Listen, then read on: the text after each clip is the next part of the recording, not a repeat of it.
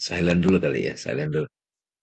Ya, oke, seperti biasa, bukanlah kelas Waguru kalau nggak dimulai dari silent ya, atau hening, begitu. Lalu setelah itu kita akan disambut dengan doa. Biasanya baca Al-Fatihah, tapi ya pokoknya berdoa lah. Oke, kita hening sebentar.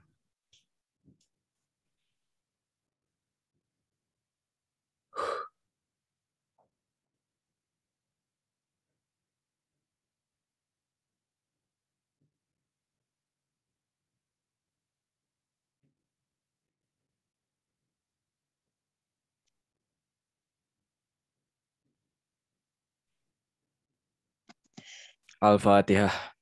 Bismillahirrahmanirrahim. Alhamdulillahirabbil alamin. Arrahmanirrahim. Maliki yaumiddin. Iyyaka na'budu wa iyyaka nasta'in. Ihdinas siratal mustaqim. Siratal ladzina an'amta 'alaihim ghairil maghdubi 'alaihim waladdallin. Amin. Assalamualaikum warahmatullahi wabarakatuh. Alhamdulillahirabbil alamin. Waalaikumsalam warahmatullahi wabarakatuh. Rabbi shrah li sadri wa yassir li amri wahlul 'uqdatam min lisani yafqahu qawli. Rabbi zidni ilman warzuqna fahman. Ya, kita kembali lagi di kelas Waguru publik. Akhirnya setelah lama ditunggu-tunggu, kita bisa punya kesempatan untuk menggelarnya kembali di tanggal berapa sekarang sih? 20 Februari ya.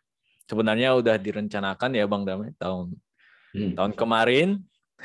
kayak jauh banget gitu. Tahun kemarin dan bulan kemarin Januari, tapi ya waktunya kurang cocok aja sehingga kita pilih saat ini gitu, tanggal 20 Februari. Nah, sebenarnya kelas Swaguru ini sebenarnya udah banyak ya. Kita udah berjelajah kemanapun, mulai dari epistemologi, kita sempat membahas epistemologi, terus apalagi the self ya, tentang diri, lalu ya macam-macam lah. Bahkan pernah kita angkat satu topik tentang ya pokoknya yang berhubungan dengan masalah-masalah terkini populer di antara generasi muda gitu. Kita sempat membahas tentang insecurity, tapi sayangnya setelah itu belum lanjut lagi gitu dengan tema-tema yang mungkin lebih bisa diterima atau lebih familiar dengan generasi muda gitu. Tapi intinya pada akhirnya yang kita bahas di sini adalah yang kita bahas di sini adalah topik-topik filosofis, bisa dibilang begitu. Topik-topik yang bahkan ada Kang Abu nih. Halo Kang Abu. Selamat datang. Ya. Selamat malam. Wah. Waduh. Mantan kalau datangi Kang Abu. Padahal ada acara nih Kang Abu tadi berdua ya. Aku mau mampir sebentar di sini sebelum acara berikutnya, mau nonton dulu Bang Dame sama Arif. Oke. Kangen sama Bang Dame. Aduh. Makasih.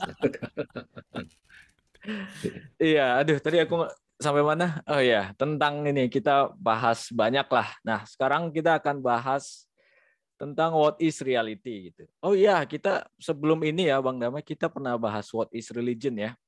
Dan barangkali bisa dilanjuti lagi, kita nggak tahu. Tapi yang jelas untuk saat ini kita akan bahas tentang realitas gitu. Apa sih sebenarnya realitas? Ujung-ujungnya ya tadi yang kita bahas ini persoalan filosofis. Dan karena persoalan filosofis sudah pasti dia fundamental. Bahkan sebenarnya nggak berlebihan kalau kita sebut abadi gitu. Dari kapanpun selalu akan relevan.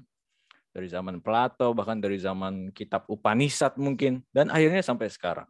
Masih dipertanyakan, apa sih sebenarnya realitas? Gitu. Dan ya kenapa dia fundamental? Karena dia ya fundamental, dasar gitu. Ujung-ujungnya persoalan mungkin kita sebagai manusia modern kita berpikir, nggak enak kan, nggak usah kita bertanya yang real aja gitu. Tapi menggunakan istilah real gitu. Apa sebenarnya yang real ini tidak pernah dibahas oleh mereka. Yang realistis aja. Ya entah mungkin berhubungan dengan cuan atau apa gitu ya. Tapi yang jelas adalah perspektif tentang realitas belum jelas gitu. Dan itu adalah tujuan kita untuk berkumpul di sini untuk membahas itu. Bang Dame dan teman-teman mungkin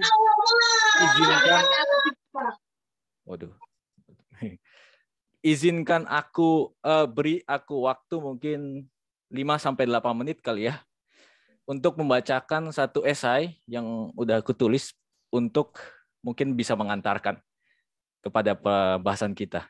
Gitu Bang Dame. Boleh ya? Iya, silakan. Oke. Iya, silakan. Jadi judulnya adalah Welcome to the Desert of the Real.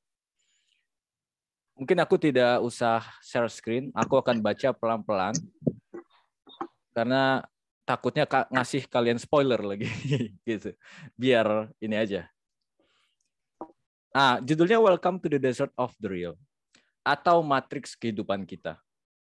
Nah, oke, aku bacakan aja ya.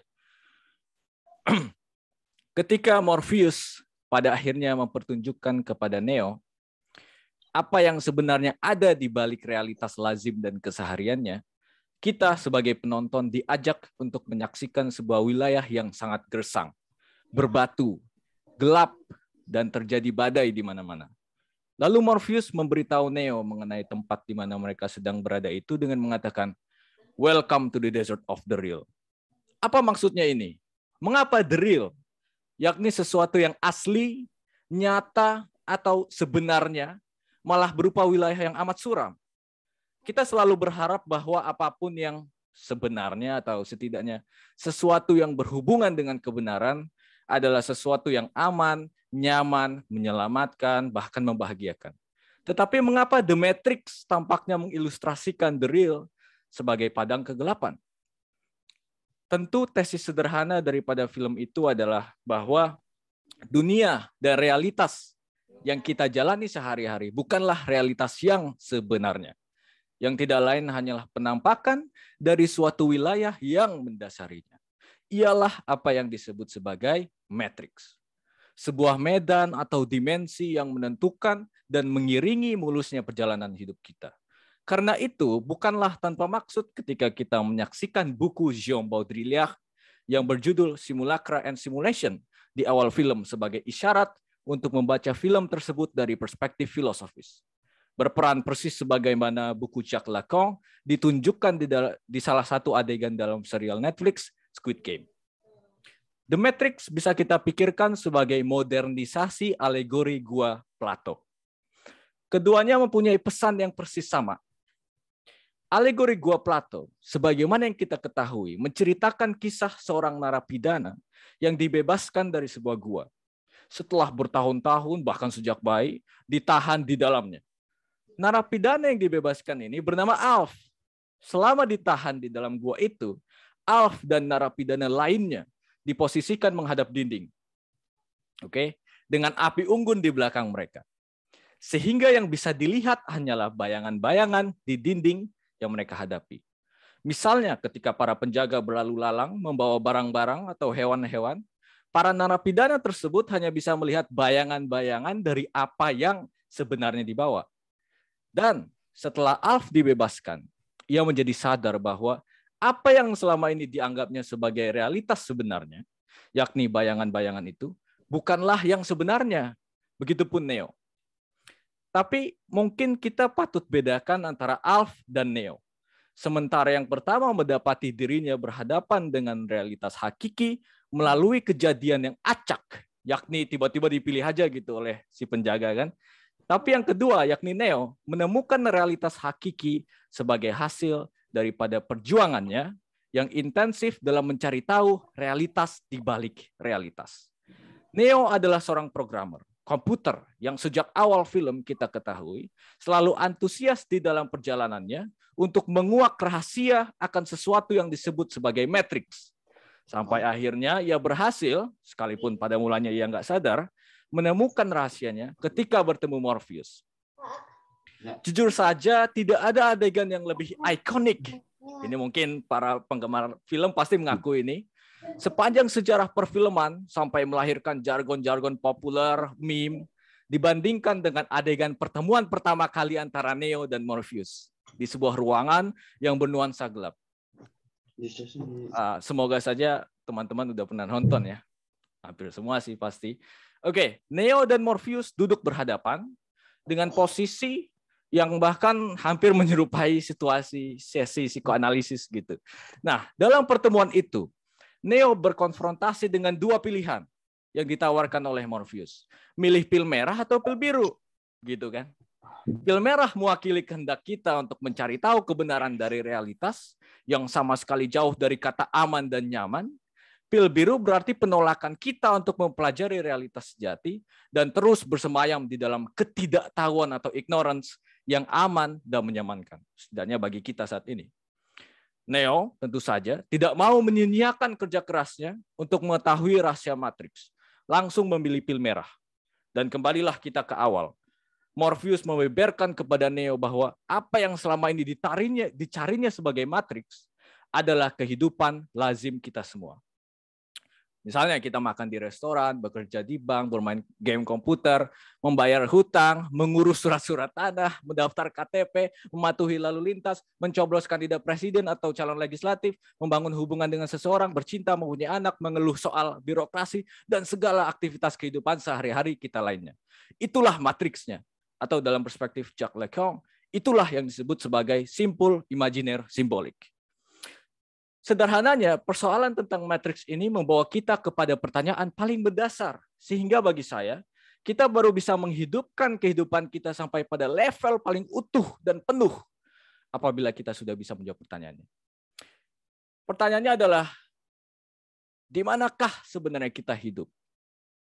Apakah kita hidup di dalam suatu wilayah yang disebut sebagai realitas material, sehingga yang sebenarnya kita hadapi dan temui adalah materi-materi atau fisik-fisik saja? Ataukah kita hidup di suatu medan lain yang lebih dari sekadar materi atau fisik? Jawabannya, ya dan tidak. Langsung saja. Sekiranya kalau kita hidup hanya pada level materi, maka kita tidak akan bisa mengenal dan mengetahui segala sesuatu. Karena pikiran yang kita gunakan untuk mengetahui segala sesuatu tidak bersifat fisik. Dalam seluruh tradisi filsafat, baik yang analitik maupun kontinental, sudah mengakui bahwa pikiran manusia pada akhirnya tidak bisa direduksi hanya menjadi sekadar hubungan-hubungan antar neuron di dalam jejaring kognitif otak yang kompleks. Selalu ada yang terlewatkan dari segala penjelasan yang reduktif. Tak heran dalam neuroscience, problematika ihwal kesadaran terus menghantui sebagai enigma tak terelakkan. Kalau begitu, kita sebenarnya hidup di mana? Atau mungkin kita mereformulasi pertanyaannya dengan merujuk atau melibatkan aktivitas-aktivitas sehari-hari kita. Ketika, misalnya, aku sebagai anak muda, aku ngambil rapot berbentuk kertas, berisi nilai-nilai kinerja di sekolahku. Apa sebenarnya yang aku perhatikan atau sangat menentukan hidupku? Kertas itu sendiri sebagai eksistensi fisik yang positif, hadir, dan bisa ku genggam itu, atau sesuatu yang diimplikasikan oleh kertas tersebut dengan dituliskannya coret-coretan di atasnya yang bisa aku kenali sebagai huruf-huruf dan angka-angka. Pendeknya, yang disebut rapot itu sebenarnya yang mana? Kertasnya atau yang dikenakan kepada kertas itu? Bagaimana dengan zaman sekarang yang hampir semua informasi prestasi kita dicatat di dalam database sekolah berupa file digital? Tentu aku lebih mementingkan sesuatu yang direpresentasikan oleh kertas atau file itu ketimbang kertas atau file itu pada dirinya sendiri. Dengan demikian, tiap kali aku mengambil rapot, aku sebenarnya tidak hanya berinteraksi dengan kertas itu, tapi lebih utama lagi, aku berhubungan dengan sesuatu yang dibawa oleh kertas itu, yang tidak bisa kita temukan pada kertasnya sendiri. Tetapi dia tetap memotivasiku untuk mengambil kertas tersebut. Nah, sesuatu yang mendorongku ini untuk mengambil rapot itu adalah sesuatu pengertian atau makna. Adalah sebuah pengertian atau makna. Inilah yang Lacan sebut sebagai simbol. Nah, mari kita sorot tema-tema kehidupan lain. Misalnya, pertemanan. Apakah atau siapakah yang disebut sebagai teman? Ketika si Andri menganggap Evan sebagai temannya, berada di manakah status Evan sebagai teman itu? Apakah pada diri Evan sendiri? kalau demikian, maka bukankah si Michael, sebutlah siapa namanya, yang sering merundungnya itu seharusnya juga melihat pada Evan sebuah pengertian atau definisi teman. Tapi ternyata tidak. Si Michael malah melihat Evan sebagai seorang anak yang cupu, cemen.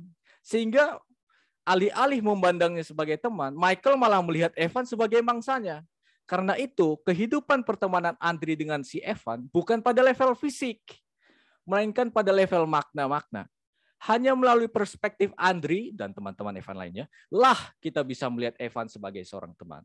Dan predikasi teman itu tidak berada dalam Evan sebagai tubuh, tetapi berada di wilayah makna-makna yang bersirkulasi di sekitar Evan. Tentu pengetahuan ini sangat elementer, tetapi tidak semua yang mengetahuinya menyadari betapa pentingnya kita menangkap distingsinya. Nah, kita tidak pernah sekadar hanya melihat apa yang Immanuel Kant sebut sebagai benda pada dirinya sendiri. Karena selalu ada tempelan-tempelan pengertian yang bahkan harus eksis agar kita bisa melihat atau mempersepsikan benda-benda itu. Ketika misalnya aku melihat, langsung aja nih, untuk yang relevan dengan anak-anak muda, kaos Supreme. Aku tidak hanya melihat sebuah kaos, tetapi pertama dan lebih utama, aku melihat sebuah kaos yang dalam masyarakat global kita dianggap sebuah tren. Kalaupun tidak harus diikuti, setidaknya diakui. Begitu kan? Sehingga memberikan semacam pesona tersendiri. Atau selain Supreme, barangkali jam tangan Rolex, tas Chanel, parfum Givenchy, atau sepatu Nike, atau bahkan mobil Aston Martin, gitu kan, dan lain sebagainya. Nah, ketika makna-makna itu bertransformasi menjadi pesona-pesona tersendiri yang kita anggap sebagai keberhasilan dan kesejahteraan, peleburan antara makna dan pesona inilah yang disebut oleh Lacan sebagai imajiner. Mereka adalah bayangan-bayangan yang disematkan oleh kita sehingga apa? Kita inginkan. Begitu. Nah, tak heran Lacan selalu mengkonsepsikan wilayah imajiner dengan simbolik sebagai simpul, saling terikat. Misalnya, pacaran sebagai status adalah elemen simbolik. Tetapi ketika status pacaran itu ditimpa dengan berbagai kenangan, sehingga menjadi sebuah hubungan yang bisa disebut langgeng, itulah wilayah imajinernya. Status pacarannya adalah simbol. Tetapi deskripsi pacaran yang seru, romantis, lucu, bahkan why not, penuh tragedi atau suram, itulah entitas-entitas imajinernya. Inilah sejatinya yang disebut sebagai matriks, yang tidak lain adalah kehidupan sehari-hari kita. Sekali lagi, kehidupan sehari-hari kita lah matriksnya. Gitu. Oke, apa yang harus kita lakukan setelah mengetahui semua ini? Kalau memang kita sudah benar-benar paham dan sadar, maka kita seharusnya tahu apa yang harus dilakukan, sehingga pertanyaan itu pun sebenarnya tidak perlu dijawab. Tapi, kita perlu sadar bahwa perlakuan kita terhadap berbagai pengungkapan tentang realitas sebenarnya yang akan dilakukan di sesi ini seringkali berupa apa yang di dalam psikoanalisis disebut sebagai fetishist disavowal, yang punya struktur dalam bahasa Prancis je sais bien mais quand même. Artinya, aku tahu betul tapi tetap saja nih gitu. Misalnya, aku tahu betul bahwa realitas yang selama ini aku anggap sebagai realitas sejati bukan yang sebenarnya. Tetapi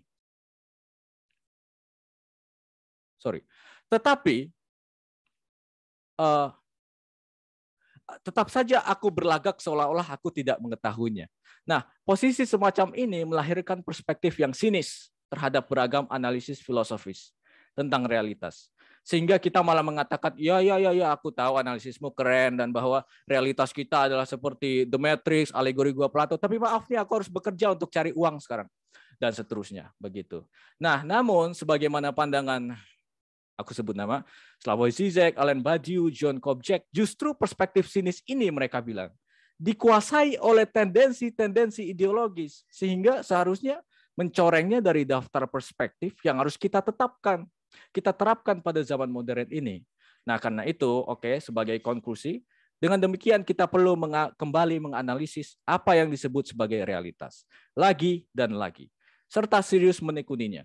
Sebuah petualangan yang barangkali tak akan pernah berakhir, karena prosesnya lah jawabannya. Oke, sekian dari saya. Silakan Bang Dame. Terima kasih. Ya, terima kasih Bang Arif. Terima kasih Bang Arif telah memberi pengantar. Mungkin ada yang belum terbiasa dengan term-term filosofi, jadi harus biasakanlah. Makasih ya Bang Arif ya, teman-teman yang sudah hadir. Bismillahirrahmanirrahim. Dengan nama Allah yang Maha Pengasih dan Maha Penyayang. Pertemuan malam ini berkah buat kita karena pertemuan malam ini sebetulnya kita bicara sesuatu yang manusia perlu lakukan gitu, yaitu melakukan satu kontemplasi, perenungan, berfilosofi gitu. Manusia kalau tidak melakukan, ya, menggunakan akalnya secara tajam, sebetulnya kalau kita boleh vulgar itu gagal menjadi manusia gitu. Jadi manusia akan selalu bertanya dan dapat jawaban. Jadi dalam diskursus filsafat teman-teman, pertanyaan adalah pintu untuk mendapat jawaban. Sekarang ini jawaban banyak kita dapat, tapi dari tulisan-tulisan, dari googling, dari video-video gitu ya. Saya mau tahu misalnya matwa, googling gitu kan. Dan kita kegeeran, kita udah tahu matwa itu apa. Ya. Suatu hari lagi jalan-jalan sama teman di sebuah toko buah, seorang anak nanya, "Ma, apa itu matwa?" gitu. Ini apa? Ibunya bilang matwa gitu. Apa itu matwa, Ma? Ya ini, biji ini yang ditunjukin Pak Adi gitu. Dia googling dulu gitu, di googling gitu matwa apa bla bla. Ada uraian. Dia lebih suka pengetahuan itu uraian daripada langsung di depan dia yang disebut labeling matwa itu. Nah, jadi teman-teman sekalian, setidaknya malam ini kita jadi harus mulai lebih terdiam setiap kita mengetahui sesuatu. Apakah saya sudah benar-benar tahu sesuatu itu?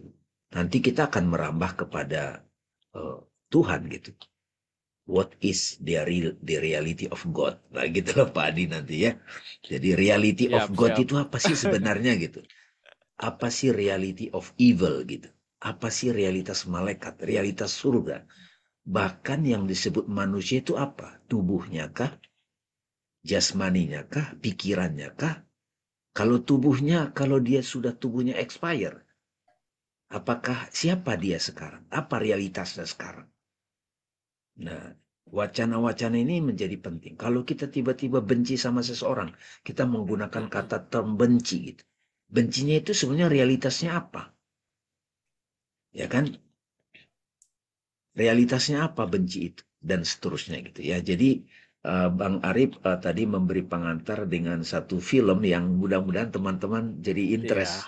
Filmnya sih cukup membingungkan, tetapi membongkar realitas, yaitu Matrix.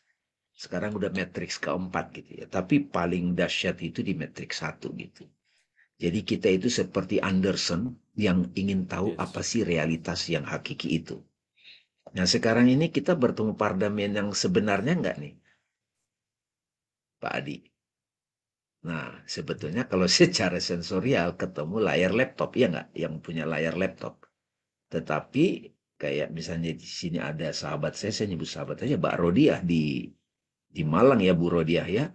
Itu saya belum pernah ketemu secara fisik, tapi rasanya udah kayak sering ketemu tuh saya sama Mbak Rodiah. Ya nggak Mbak Rodiah?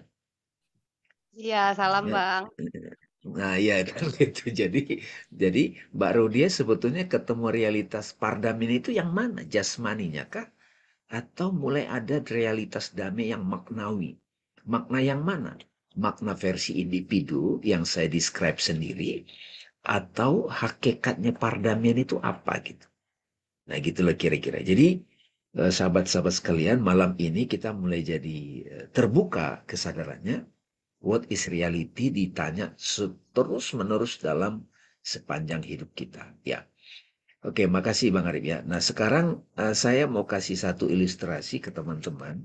Ini sebenarnya ilustrasi yang saya berikan suka dalam dialog filsafat dengan anak muda nih ya, Pak Adi ya. Boleh ya saya kasih ilustrasi ya, Pak Adi ya, boleh ya? Silakan Bang Damai. Waduh. Boleh ya. Boleh Saya, ya. Pak Adi ya. saya juga saya termasuk muda juga kok. Teman-teman ini sebetulnya analogi yang spontan saya dapatkan, tapi izinkan saya mengulang analogi ini karena ini cukup powerful nih. Saya ganti background saya. Nah, tapi spontan ya Pak Adi ya. Ini apa Pak Adi?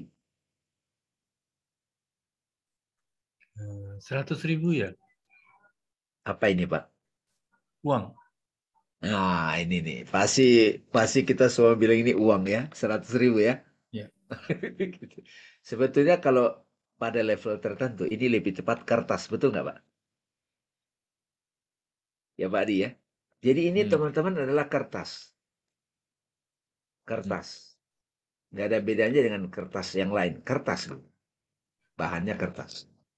Uangnya di mana? Uangnya adalah makna yang kita berikan ini sebagai alat tukar. Ya. Jadi uang itu adalah makna yang disepakati sekelompok orang Indonesia. Ini alat tukar. Clear ya? Gitu ya. Jadi alat tukar. Dan ini bisa beli bakso, beli soto. Bisa beli bakso, beli soto nih. Jadi realitas fisiknya adalah kertas. Tadi Bang Arif bilang realitas maknawinya ada di benak kita. Orang gila enggak, bagi dia itu enggak ada gunanya ini. Orang gila, bagi dia itu, ya, dia lihat ini. Nah, jadi ada realitas maknawi yang disepakati sekelompok orang, ini jadi alat tukar.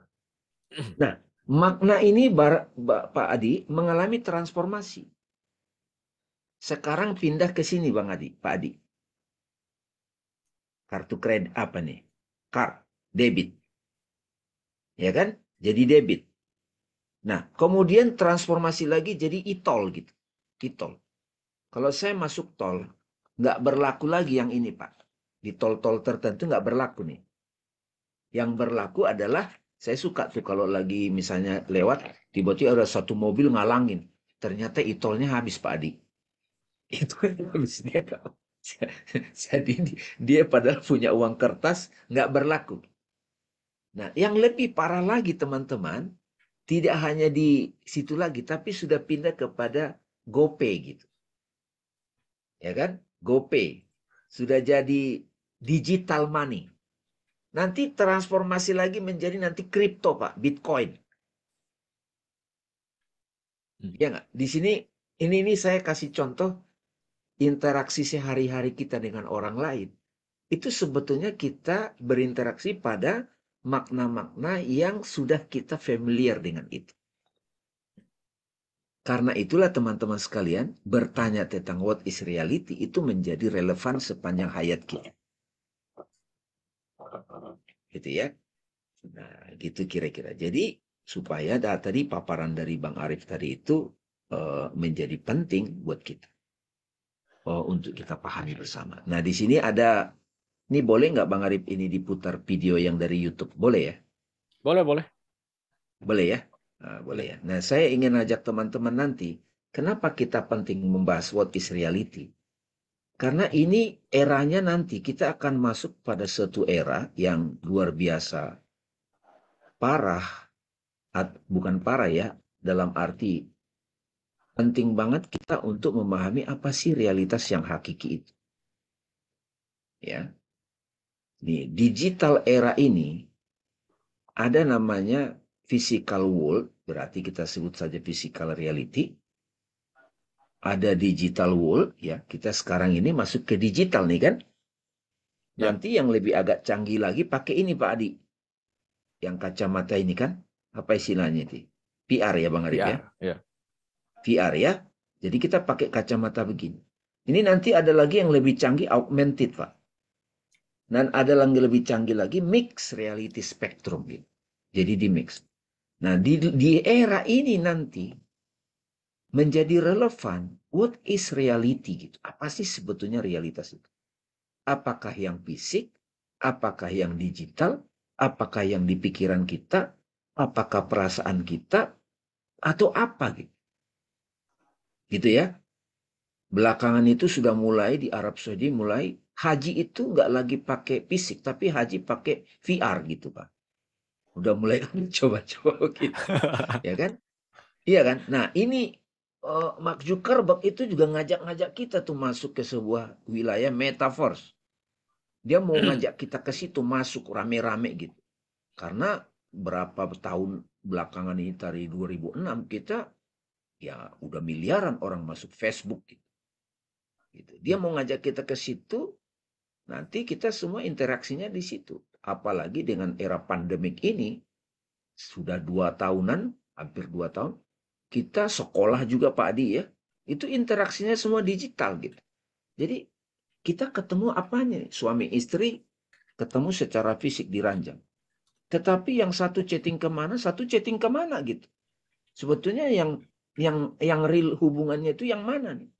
Yang dia chattingan tiap hari di WA itu, atau yang secara fisik dia lihat di sebelahnya gitu. Nah, ini menjadi satu perenungan bersama. Nah, pada saat kita bicara what is reality, who and what am I di situ? Apakah saya yang nampak di Instagram, atau tubuh saya, atau deskripsi mental saya, atau yang mana nih? Ini teman-teman, anak-anak muda, atau bahkan bukan hanya anak muda Pak Adi, perlu ada kesiapan, kesadaran, pemahaman yang matang secara intelektual memasuki wilayah ini. Nah, di sini juga kita akan mulai bertanya, siapa aku yang tidak berubah gitu ya? Siapa aku dan apa aku yang tidak berubah itu? Nah, ini coba kita putar ya. Bang Arif bisa ya? Nggak apa-apa ya? Kita Bisa. putar. Ini satu contoh ilustrasi di era ini nanti dan tidak lama lagi kita akan memasuki satu era realitas metaverse namanya atau apapun namanya ya. Kita coba lihat ya teman-teman. Over the last year and a half, a lot of us who work in offices have gone remote. And while I miss seeing the people I work with, I think remote work is here to stay for a lot of people. So we're going to need better tools to work together. Let's take a look at what working in the metaverse will be like. Imagine if you could be at the office without the commute. You would still have that sense of presence, shared physical space, those chance interactions that make your day all accessible from anywhere. Now imagine that you have your perfect work setup and you can actually do more than you could in your regular work setup. And on top of all that, you can keep wearing your favorite sweatpants. Looking good. Let's get together real quick for a debrief.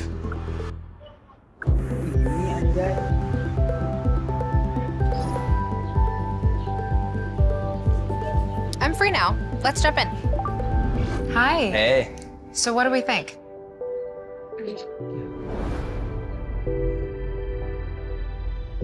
I think it's ready.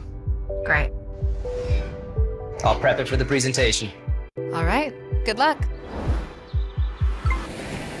Imagine a space where you can tune out distractions and focus on the task at hand. And when you're ready to share what you've been working on, you can present it as if you're right there with the team. Wait, where's Mark? I think he's in the middle of something.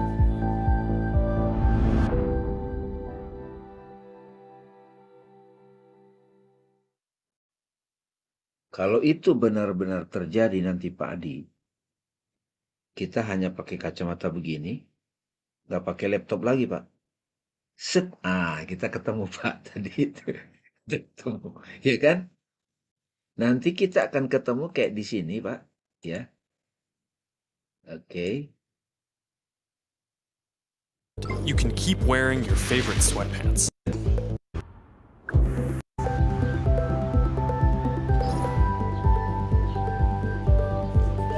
I'm free now. Let's jump in. Over the last year and a half, I'm free now. Let's. Hi. Hey. So what do we think? Nah ini Pak nih. Jadi nanti Pak Adi ketemu saya sama-sama pakai kacamata begini Pak. Nah, mana diriku yang asli kalau udah begitu? Realitas diriku yang mana? Yang ini atau dia yang di taman gitu? Kan sebetulnya secara fisik dia di taman kan? Dia kan tadi di taman Pak. Nih.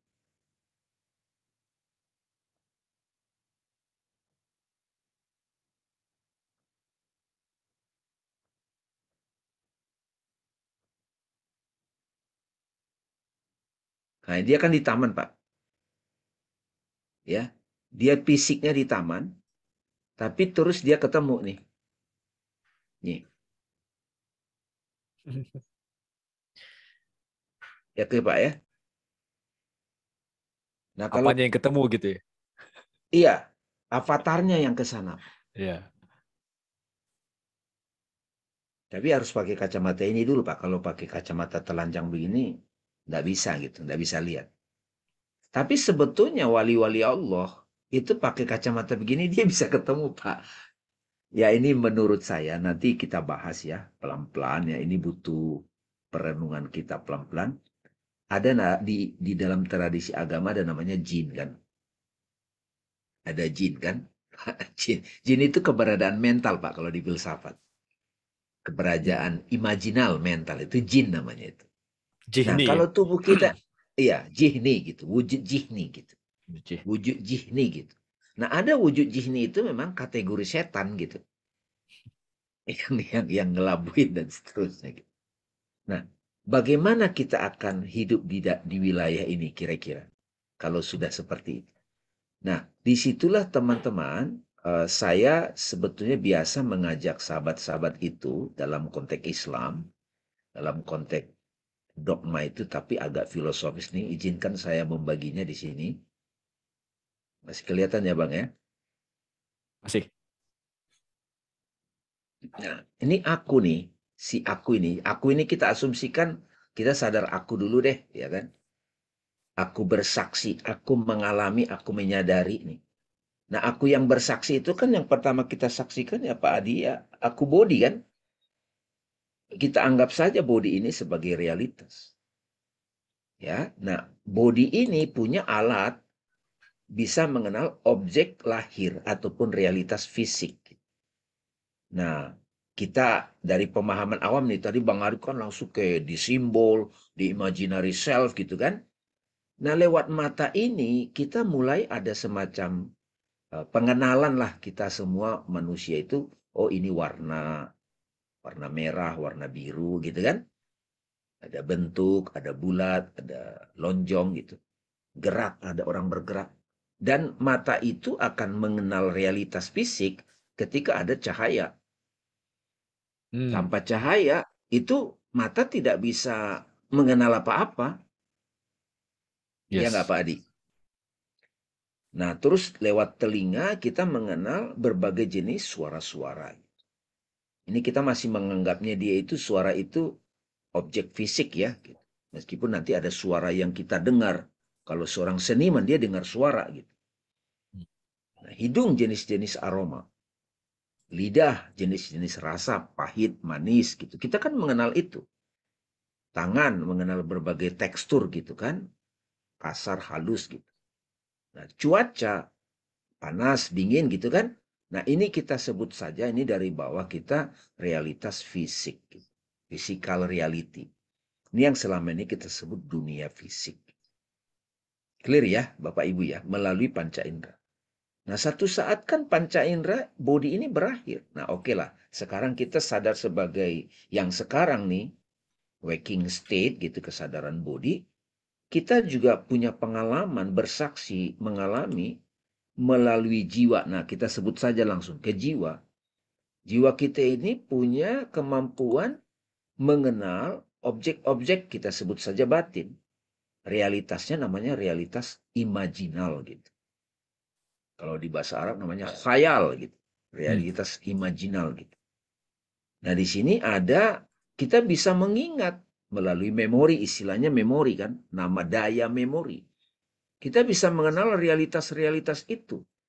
Nah, saya sendiri teman-teman tidak mau lagi dikacaukan oleh dengan teori otak sebetulnya, meskipun ya tadi Bang Arif sudah bilang nggak tuntas juga gitu. Nah, lebih pas itu jiwa saya mengenal, mengingat, kita bisa mengingat peristiwa-peristiwa gitu. Ya, yang kuat ingatannya kan. Nah, di sini ada saya kasih kategori nih Bang Arif. Satu gambar-gambar ya.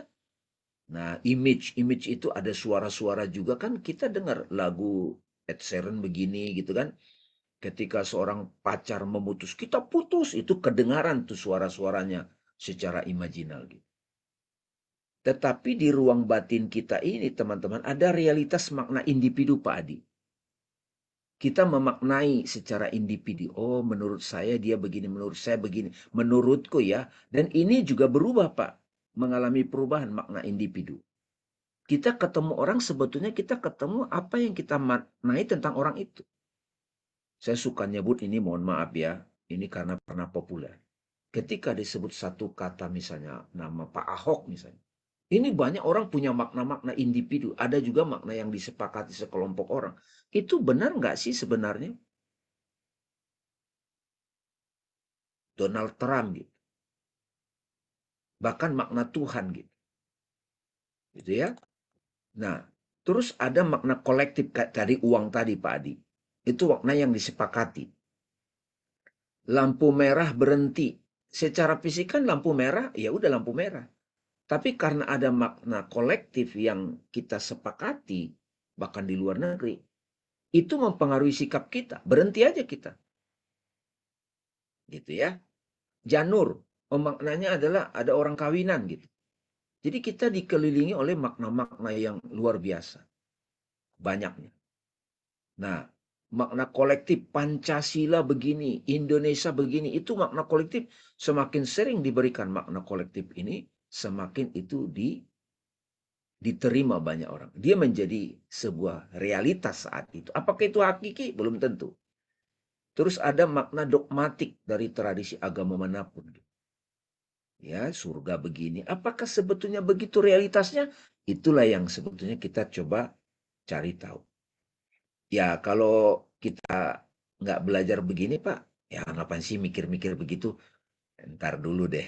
Nanti ketika orang yang kamu cintai itu expire, meninggal, kamu puyeng. Hakikat cinta tidak berakhir. Tapi karena keterbatasan makna di pikiran dia, itu bisa sempoyongan itu, teman-teman.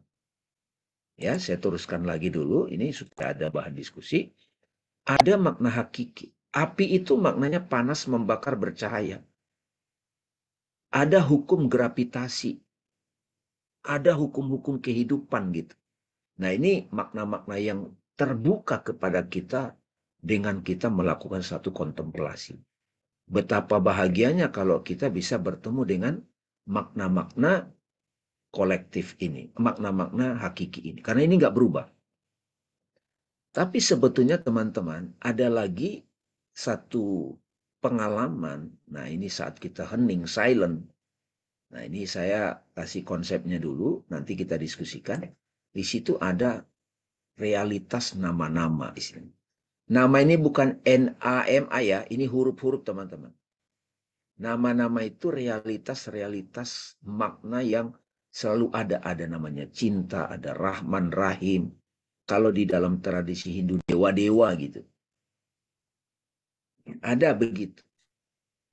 Kasih sayang, itu real. Ya, nah itu dideteksi oleh satu level ke aku yang disebut kolbu gitu. Ya. Nah, naik lagi ke atas, Pak Adi. Nah, disitulah nanti kita menemukan kesadaran adalah realitas itself wujud. Nah, ini yang disebut realitas yang unchanging, tidak berubah. Kolbu ini, segala macam. Ya. Nah, ini. Ya, nah ini kalau saya langsung ke ini terminologi dalam Islamic perspective. Realities. Nah, what is reality? Kan sekarang jadi paham nih teman-teman. Ada realitas body, ada body bisa mengenal realitas fisik, jiwa, di sini ada mind, ini kita sebut MIND bahasa Inggrisnya ya. Ada gambaran, ada makna individu, makna kolektif, makna dogmatik, hakiki. Simbol-simbol itu di sini Bang Arif. Ya, betul. Tapi gue sebagai sesuatu itu imaginary kan. Imaginary. Gue Ya, adalah begini. di sisi akunya ya. Di sisi akunya gitu. Ini imaginary di sini Bang. Ini bisa dipakai juga nih untuk menjelaskan itu realitas. Gue begini gitu. Sebetulnya ada tambahan satu lagi nih di sini yang sebetulnya kita nggak bisa abaikan juga Bang Arif. Saya taruh di luar ya. Nah, ada digital nih, HP nih. Ini gambar HP nih sebetulnya nih. HP nih. Ini digital nih. Nggak bisa diremehkan ini. Kalau saham lagi turun kita lihat di sini Ya, puyeng juga. sakitnya Kita, real katanya. Sakitnya real. kayak kan ketika netizen komen-komen apa haters gini, wah itu kayak berasa di sini juga ada sebetulnya ego sebetulnya. Ego, personality nih, Riangka. Personality. Nah, kita bertemu, tapi ini berubah teman-teman. Sampai satu ketika nanti kita sadar sebagai aku yang kolbu atau hati. Nah, ini nggak berubah nih. Disinilah sebetulnya love. Atau true love. Nah, dari atas memancar ke bawah, ini dari sisi itu, ini juga dari. Nah, ini jadi alam semesta kan? Ini alam semesta. Kalau yang ini jadi, ini makro, Pak Adi, realitas makro, ini jadi mikronya. Jadi manusia itu miniatur dari alam semesta. Nah, ini metanya nih. Meta kosmos, ya kan? Ini mikrokosmos Bang Arif, manusia. Ini makrokosmos. Nah, di sini ada metaverse. Nah, gitu. Dia sebut metaverse gitu kan nanti kira-kira. Nah, what is reality? Nah, ini semua degree of reality. Sebut aja nih degree. The degree of self bolehlah gitu ya. Kalau ini the degree of reality. Nah, ini reality itself. Ini semua dari sini. Jadi Plato menemukan ini nih. Kita di bawah ini ya orang yang di penjara di gua itu. Jadi Matrix sudah nyampe ke dia si Neo gitu kira-kira. Gitu Pak Adi, teman-teman. Nah, realitas mimpi itu apa? Mimpi kalau kita mimpi, ya ini imajinasi nih. Mimpi di sini. Nah, sekarang ini realitas imajinasi kita itu sama dengan mimpi. Cuma kalau dalam pengalaman mimpi, kita tidak bisa kendalikan. Kalau sekarang kita bisa atur apa yang mau kita pikirkan kan? Kalau kita sadar. Deep sleep di mana? Nah, deep sleep agak di sini nih Bang Arif nih. Deep sleep. Nah, nyampe nih di sini nih. Ngorok kan? Empty kan? Deep sleep. Mati di mana? Nah, itu kira-kira. Dia kalau orang sudah mati realitasnya di mana? Surga neraka di mana nih? Ya, boleh kita bilang lah surga di situ daerah-daerah sinilah surga itu. Neraka di mana? Nah, di sini nih. Makna individu berantem sama ini, berantem ya kan? Gua benci sama dia. Nggak bisa gua terima itu. Wah, kesel sama dia. Kira-kira gitu. Nah, itu kira-kira teman-teman. Dan apa namanya? Kita bisa diskusi di sini sama-sama supaya konsep ini bisa kita elaborasi sebaik-baiknya gitu. Jadi, apakah setelah jasmani saya ini berakhir nih, Pak Negus Siregar, apakah aku jadi berakhir? Apakah realitis ipsa berakhir? Enggak. John Lennon misalnya, atau The Beatles. Mereka secara jasmani sudah enggak. Tapi dia sebagai makna menghibur, terus bahkan gambarannya sekarang direkam dalam YouTube.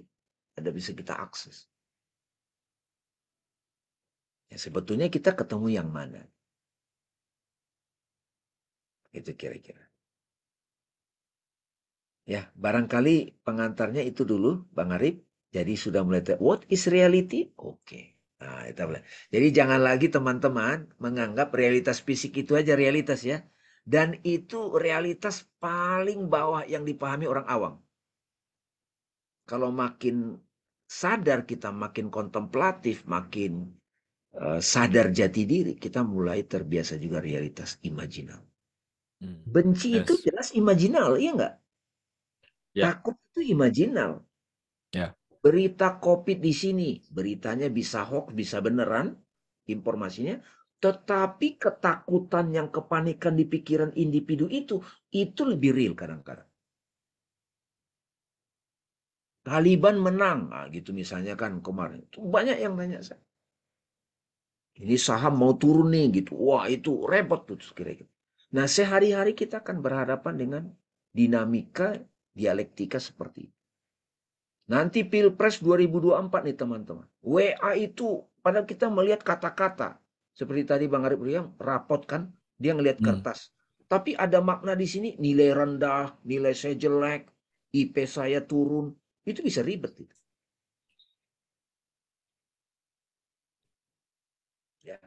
Jadi teman-teman, nah ini sebetulnya pembahasan yang nanti kita bahas juga di Suaguru Bang Arif. How I know, Berdamai. ya misalnya ya realitas. Apa? Tapi ini fundamental, ya mengenal Tuhan gitu kan. Oh ya. Realitas yang secara dogmatis. Apakah kita sudah mengenal reality of God yang sesungguhnya? Nah, kita mengenal nama-namanya secara kata-kata. Maknanya apa di benak? Allah Maha Besar. Gitu.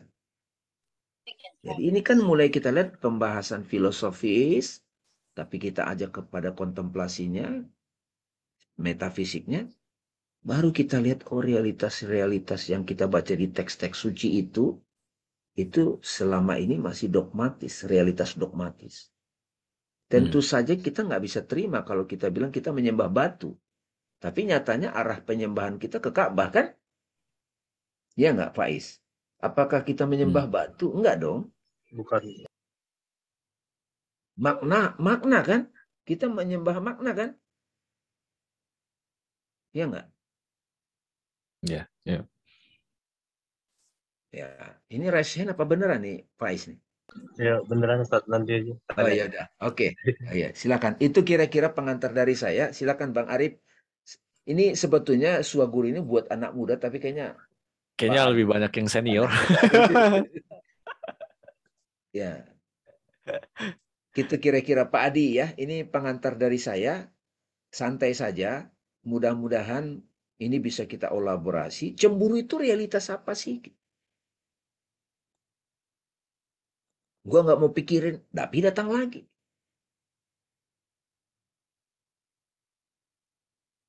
Nah, di forum Suaguru ini teman-teman, kita tidak mau, ya pokoknya begitu. Nah, itu realitas dogmatis gitu.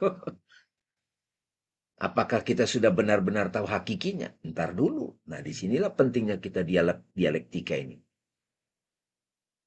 Kalau zaman dahulu teman ngobrol begini ya Sokrates gitu, Pythagoras gitu, Ibnu Sina gitu. Al-Farabi gitu. Zaman sekarang siapa? Ya pokoknya lakukan begitu, nggak bisa. Pokoknya cuan. Nah cuan itu tadi kita udah bilang kertas gitu. Dan itu bisa orang bunuh-bunuhan dan dipenjara gara-gara makna uang itu. Kalau dia korupsi? Oh, sekarang dengan Bang Damai. Hussein Nasr.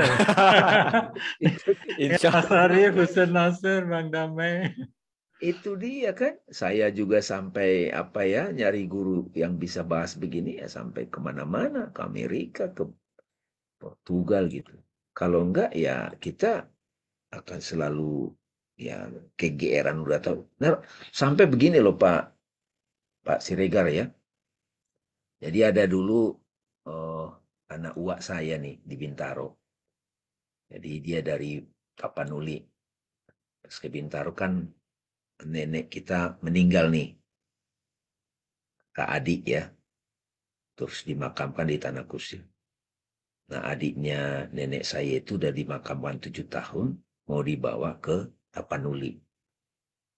Jadi ada satu anak uak saya itu 51 tahun nanya, Bang Dame, kamu kan sini suka ngajar, disebut Ustaz. Terus aku bingung nih kalau kita pindahkan, kan di bawah peti Pak Adi. Jadi udah jadi tengkorak kan, 7 tahun, masih ada rambut-rambutnya gitu, mau dibawa ke Padang Sidimpuan. Nanti kalau nenek kita dibawa ke Padang Sidimpuan, malaikat mungkar nangkir gimana nanti nanyanya gitu. Jadi wah saya antara mau ketawa tapi ini anak uak saya gitu. Gimana itu? Kan katanya 7 langkah orang terakhir meninggalkan kubur, maka datanglah malaikat mungkar nangkir bawa cambuk. Maro buka. Nah kan ini kalau dipindahkan gimana tuh malaikat mungkar nangkir? Itu saya antara ketawa gimana ya, saya belasan tahun belajar filosofi untuk nerangkan ini. Karena dari kecil apa sih sebetulnya maksudnya 7? Dan masih banyak orang menganggap siksa kubur itu ya di Tanah Kusir itu. Ya bagaimana dengan Adam Air atau waktu itu ada Lion gitu kan? Iya. Nah, ini gimana tuh malaikat nanya kemana gitu. Nah, kalau masih pemahamannya makna dogmatis nggak diketemukan hakikinya gitu loh Faiz. Jangan-jangan Faiz juga masih berpikir siksa kubur itu di tanah kusir. Gimana tuh Faiz? Oh, bukan Ustaz. Iya. Masa di tanah kusir doang, eksklusif banget ya. Nah, padahal di Mekah sana itu Baki itu nggak ada kuburan kayak kita itu, Pak. Nah, disinilah ya, jangan langsung ini open aja. Ini kita bukan mau acak-acak dogma, enggak. Kita hormati. Karena begitu kita sampai kepada hakikat realitas, hakikat rohani, kolbu. Oh, maknanya itu ini rupanya simbol. Ini rupanya ada makna yang harus saya pahami secara jiwa gitu. Nah, saya nggak jawab sekarang. Di Suaguru ini kita tidak mau, oh gimana nih Bang ini? Ya, saya biasanya nggak jawab tuh Pak Adi. Saya temanin dia untuk agar dia bisa mengerti. Misalnya hantu nih Pak Siregar. Kan jam 2 malam tuh ada ketawa muncul, suara tuh. Bisa takut loh itu. Ya katakanlah ada suara gitu pocong, dia nggak bisa jambak kita juga gitu. Tapi ketakutannya itu lebih real.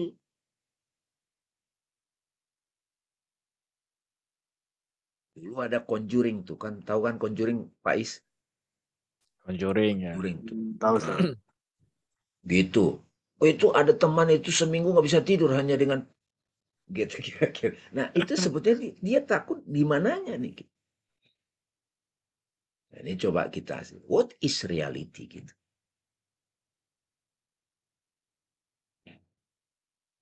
Apalagi sekarang nih, kita tidak semuanya mampu menganalisa mana hoax, mana bukan. Main telan aja. Ini iklannya langsing sekian. Wow, langsung cepat. Percaya karena yang ngomong artis, yang ngomong selebriti. Langsung. Tapi kita udah dijejelin dengan gambar-gambar begitu. Makanya penting sekali berpikir matang. Oke, dari saya itu supaya tidak kebanyakan ngomong, mari kita dialog. Bang Arif silakan, barangkali ada catatan kamu dan pertanyaan Pak Adi, teman-teman silakan. Faiz juga, monggo. Ya, wah, thank you Bang Dame. Ini teman-teman yang mau ngobrol gitu, diskusi, silakan. Tadi Bang Faiz mau ini ngobrol. Iya, mau nanya tadi. Langsung aja. Oke, Assalamualaikum warahmatullahi wabarakatuh. Izin Ustaz Dame Arif di Suaguru.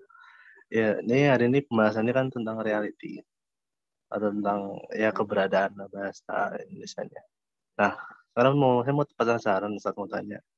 Reality yang tadi dibahas itu sama Ustaz Dame itu kaitannya dengan apa? Pengetahuan di Islam itu sendiri, kayak yang saya tahu juga kan ada ainul yakin, ada ilmu yakin, ainul yakin sama hakul yakin. Nah, dalam dalam proses ilmu Islam seperti itu tuh ada nggak sih keterkaitannya antara realiti yang dibahas tadi dengan ainul yakin, ilmu yakin sama hakul yakin kayak gitu. Supaya mungkin ada kesinambungan lah antara pembahasan tadi dengan literatur Islam itu sendiri. Terima kasih. Terima kasih Mas Faiz. Jadi memang dalam tradisi Islam, dogma udah turun-temurun, ada 3 istilah yang sangat populer. Ilmu yakin, ainul yakin, hakul yakin. Ini justru sejalan juga, Mas Faiz. Cuman ini kita tidak batasi pada dogma Islam aja. Karena pembahasan tadi juga sebetulnya kalau ngomong sama sahabat-sahabat yang berbeda keyakinan, nyambung. Mereka tahu realitas fisik, imajinal, sekarang ada digital. Tapi tidak semua orang boleh paham realitas maknawi, Mas Faiz. Makna. Ya, ini perlu nih. Maknawi gitu. How I define something. Nah, sebetulnya ada juga sebelum ilmu yakin. Ada iman taklihi gitu. Taklik gitu. Jadi keyakinan taklik gitu. Nah, ini paling awam nih. Terima aja gitu. Yang ngomong itu mau bohong apa pokoknya taklik aja. Taklik buta lagi. Kamu kalau nanti bom gitu. Masuk surga kamu. Ada 7 bidadari gitu. Terima aja dia tuh. Kira-kira begitu. Nah, ilmu yakin Mas Faiz. Itu sudah mulai bernalar gitu. Misalnya. Saya ngelihat janur melengkung. Mata lahir. Tapi saya bisa tahu pasti di situ ada orang resepsi, ya kan? Jadi ilmu yakin berkaitan dengan penalaran akal. Nah, akal ini berderajat juga. Lihat asap, pasti ada api gitu. Kayak Newton, ketika dia ngelihat apel jatuh, dia tidak hanya ngelihat secara fisik, tapi dia juga sadar pada yang disebut prinsip-prinsip gravitasi, hukum gravitasi. Iya nggak? Sekarang ada 2 HP dijejer nih. Ada lagu misalnya Ed Sheeran di sini. Nyalain Bluetooth nih, Pak Is. Set, pindah tuh. Nah, gimana cara pindahnya? Kok pindah lagunya gitu kan? Nggak kelihatan mata. Nah, dengan pengetahuan algoritma intelektual, itu pindah gitu. Sekarang orang main kripto, kok dia cepat kaya gitu. Kalau dulu kan babi ngepet gitu kan. Kalau sekarang dia investasi kripto, cepat kaya banget gitu. Jadi, nah dulu babi ngepet namanya. Kok bisa gitu? Ada akal yang lebih matang, Pak Amin. Nah, keyakinan kita pada surga neraka itu bagi saya nih, ini coba dinalar juga sama Mas Faiz dan teman-teman. Ilmu yakin itu orang yang sudah yakin karena paham secara ilmu, akal gitu. Gitu ya. Di atasnya ada lagi ainul. Ainul itu melihat sebetulnya. Cuman bukan melihat mata lahir. Nah, ini sudah mata batin nih Mas Faiz. Nah, hakul yakin udah jadi itu dia. Nah, analogi kalau di kitab suci ketika Musa itu diulas sama Martin Lings dalam buku The Book of Certainty. Kitab keyakinan gitu ya. Itu Martin Lings, seorang sufi bilang analoginya ketika Musa dalam Al-Quran melihat Tuhan itu dianalogikan melihat api. Nabi Musa cerita nih, api begini, begini, begini. Ada yang percaya aja pada Nabi Musa. Iman taklihi, keyakinan taklik. Tapi ada, panas membakar. Dia paham secara nalar. Api itu menerangi saya, Tuhan menerangi, bla bla bla bla gitu. Itu ilmu yakin. Dikasih ciri-ciri api itu. Ada apinya, ada panasnya, ada bercahaya. Tapi dia ingin buktikan kebenaran dari deskripsi api itu. Dia ingin buktikan deskripsi Tuhan itu yang dipaparkan secara intelektual. Jalan dia suluk ke gunung Bukit Tursina. Ada api tuh, ada asap. Lihat asap dulu. Wah, sesuai nih. Tapi unsur panasnya belum, karena masih jauh. Begitu dia mendekat, nah itu begitu dia bisa lihat apinya, merasakan panas, itu ainul yakin. Ain gitu. Begitu dia hai Musa, masuklah. Tinggalkan kedua terompahmu. Terompah itu simbol dari kesadaran jasmani, kesadaran pikiran. Begitu dia sampai di api itu, apa itu api panas? Musa bilang nih, Mas Faiz, kamu nggak lihat gue udah jadi api gitu terbakar gitu. Udah tauhid itu aku yakin gitu. Sejalan ya. Tadi lebih detail nih Faiz. Ilmu yakin itu yang makna individu, makna kolektif, apalagi sampai ke makna hakiki. Clear ya? Jadi kalau jujur sekarang ini pengetahuan-pengetahuan kita tentang goib itu masih banyak. Ya ilmu yakin aja belum nyampe kadang-kadang. Masih banyak keyakinan taklik. Gitu. Nah, di Suaguru ini dari anak-anak muda sudah mulai kita. Matematika salah satu instrumen ilmu yakin. Pola-pola gitu loh Pak Adi. Algoritma. Kalau begini maka begini. Itu hampir pasti juga. Meskipun kita nggak lihat. Misalnya orang rajin, kerja keras, jujur. Ini bakal sukses nih. Itu kan ilmu yakin. Bukan dogmatis. Pokoknya nggak bisa. Nah itu yang di Suaguru ini kita nggak mau begitu lagi mengenali pengetahuan. Termasuk tadi realitas kan teman-teman bisa lihat. Oh iya ya. Kok saya mengingat seseorang ini, kok saya berbunga-bunga ya? Kok saya semangat ya? Gitu kira-kira. Oke, Mas Faiz, sip. Baik, makasih Sadame atas jawabannya. Thank you. Maaf, saya silakan, siapa lagi? Pak Adi barangkali? Siapa lagi? Ini banyak nih sebetulnya nih teman-teman. Iya. Silakan. Mas Arif, Bang Damai, mohon pencerahan sekali lagi tentang soul indera batin itu ya. Tadi dikatakan metaverse masuk di situ ya. Oh, enggak Pak, itu di luar itu. Di luar itu ya, digital Ya, itu ya. digital. Tapi Digital. iya, itu kan metaverse itu teknologi itu alatnya Pak. Sebetulnya teknologi ini alat kita untuk familiar dengan dunia imajinasi. Ya kan? Kayak sekarang kan sebetulnya teman-teman ketemu saya ketemu imajinasi sebetulnya ini. Pak Adi punya gambaran tentang damai, imajinal kan batin. Oh dengerin kata-katanya gitu. Tapi instrumennya layar yang di laptop itu. Jadi nanti Pak repotnya di metaverse nanti. Kita bisa nipu orang pakai avatar. Kayak Arif kan dia pakai tipuan tuh kumisnya tuh. Coba. Ya. Ditebelin. Jeli juga ya, cukup jeli. Iya kan? Itu tipuan asli. itu. Rambutnya asli. Asli. Kalau itu asli Pak. Asli. Nah, kalau gini kan bisa nanti lebih canggih lagi Pak, begini-begini nanti. Pakai begini, ya kan? Ya kan? Kita bisa begini nanti. Nah, kita bertemu orang pakai wajah-wajah yang begini, ya harus teliti kita. Ya. Jadi makna itu apakah fenomena fisik atau apa Pak? Misalnya apakah ya fenomena saraf, neuronal fenomena atau sudah apa namanya metafisik atau apa? Ya, jadi saya terus terang saya menghormati cara berpikir yang menggunakan istilah neuroscience ya. Yang menyebut otak itu. Di Pak Chopra termasuk dia kan dokter Pak. Tadinya dia masih menggunakan istilah brain. Sampai satu ketika kalau Bapak ikutin sekarang ulasan-ulasan dia lebih banyak bicara kesadaran. Nature of reality. Otak itu pun sebetulnya fisik Pak. Kan ada otak physically gitu. Yang berpikir bukan otak. Meskipun ada otak kiri, otak kanan. Mereka maksa gitu. Otak kiri logik, otak kanan itu intuitif, perasaan. Tiba-tiba ada yang metafisiknya otak tengah gitu. Jadi maksa gitu. Tapi sebetulnya mereka nggak bisa membantah ada hal yang kita ketahui secara pikiran gitu. Kalau di timur, Vedanta itu menggunakan 3 kesadaran itu. 4 sebetulnya.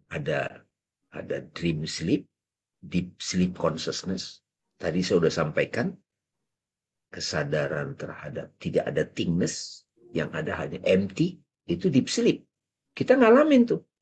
Tadi malam gimana tidurnya Pak Adi? Pak Adi jawab, oh mimpi. Saya tanya lagi besoknya, Pak Adi gimana tadi malam? Oh saya tidur pulas Pak Dame. Kok tahu Pak? Nah berarti kan ada yang bersaksi tuh. Jadi tidur pulas itu juga sebuah kesadaran. Cuma absence of thing. Tidur pulas. Tidur mimpi. Itu kita tercerap pada pengalaman yang nampak gitu. Begitu kita bangun, itu cuma gambaran imajinasi. Nah sekarang di waking state ini kita sadar 2 tuh. Sadar fisik, persepsi. Tapi begitu kita close your eyes, tutup mata, ada gambaran-gambaran mental.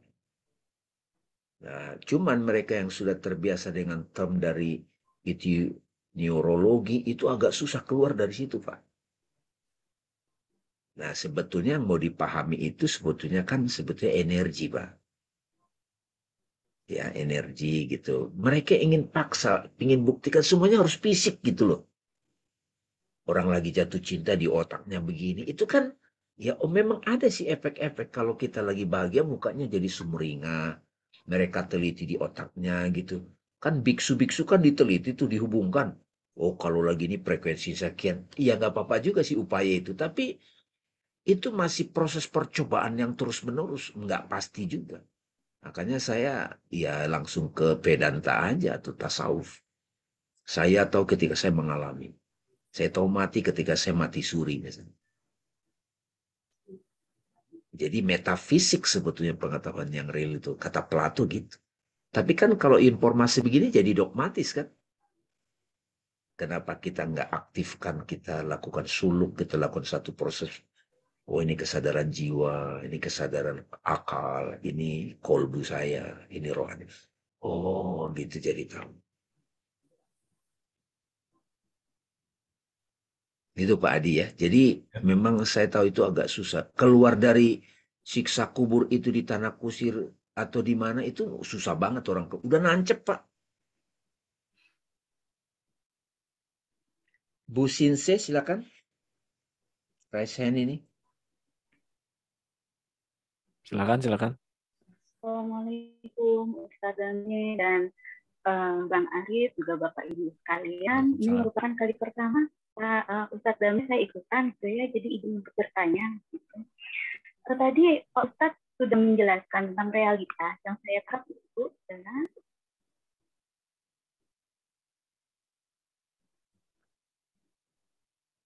Halo? Itu memang sesuai dengan captionnya dari Zoom-nya Ustaz Dami itu ya, di mana dunia itu adalah persepsi gitu ya. Yang saya ingin tanyakan adalah relasi antara realita dengan idealita. Dan ini mungkin sudah menjadi suatu perdebatan dari zaman dulu Plato dan Aristoteles begitu ya. Kaitannya adalah dalam law of expression, idealita atau imajinasi ini sangat berpengaruh pada realita yang akan terjadi di masa depan.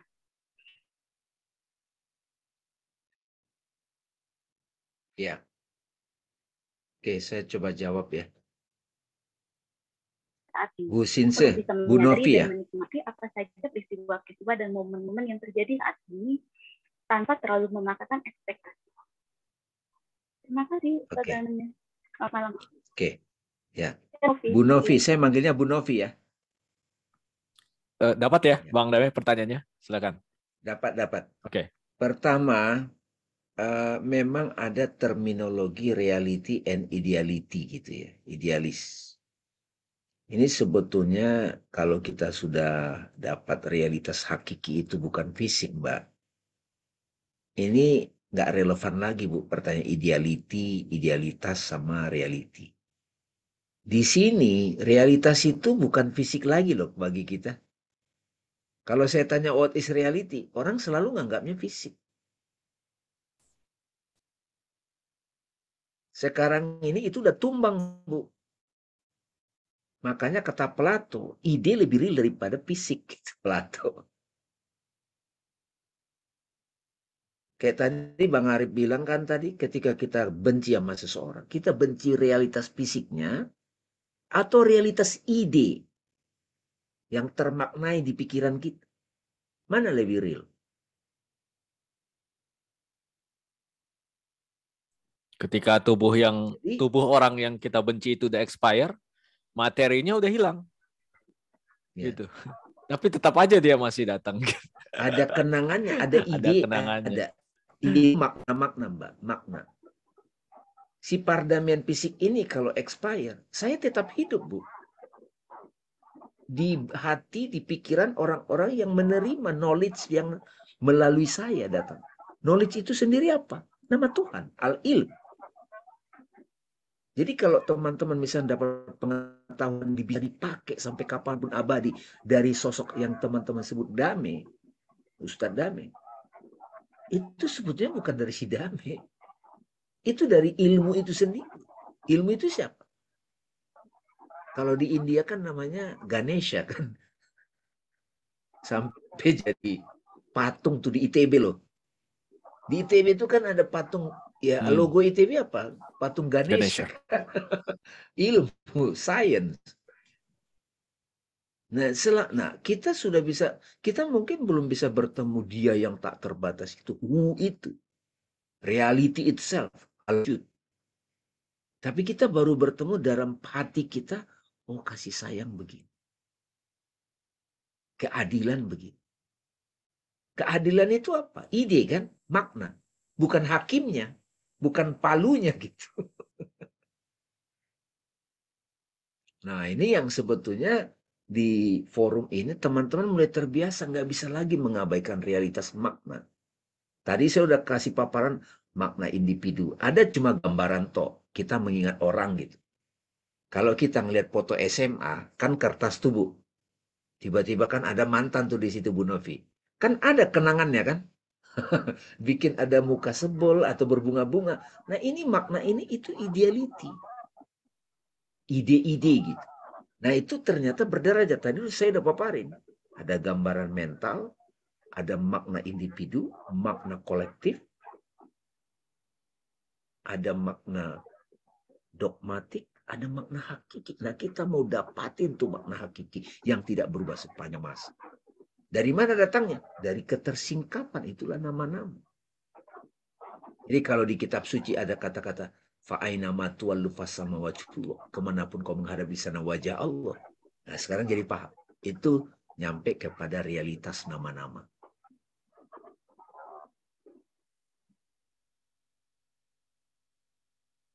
Bahwa seperti ini ya Pak, jangan melihat pen yang bergerak, tapi lihatlah tangan yang menggerakkan pulpen. Jadi seperti tajali. Putus-putus, Mbak, putus-putus.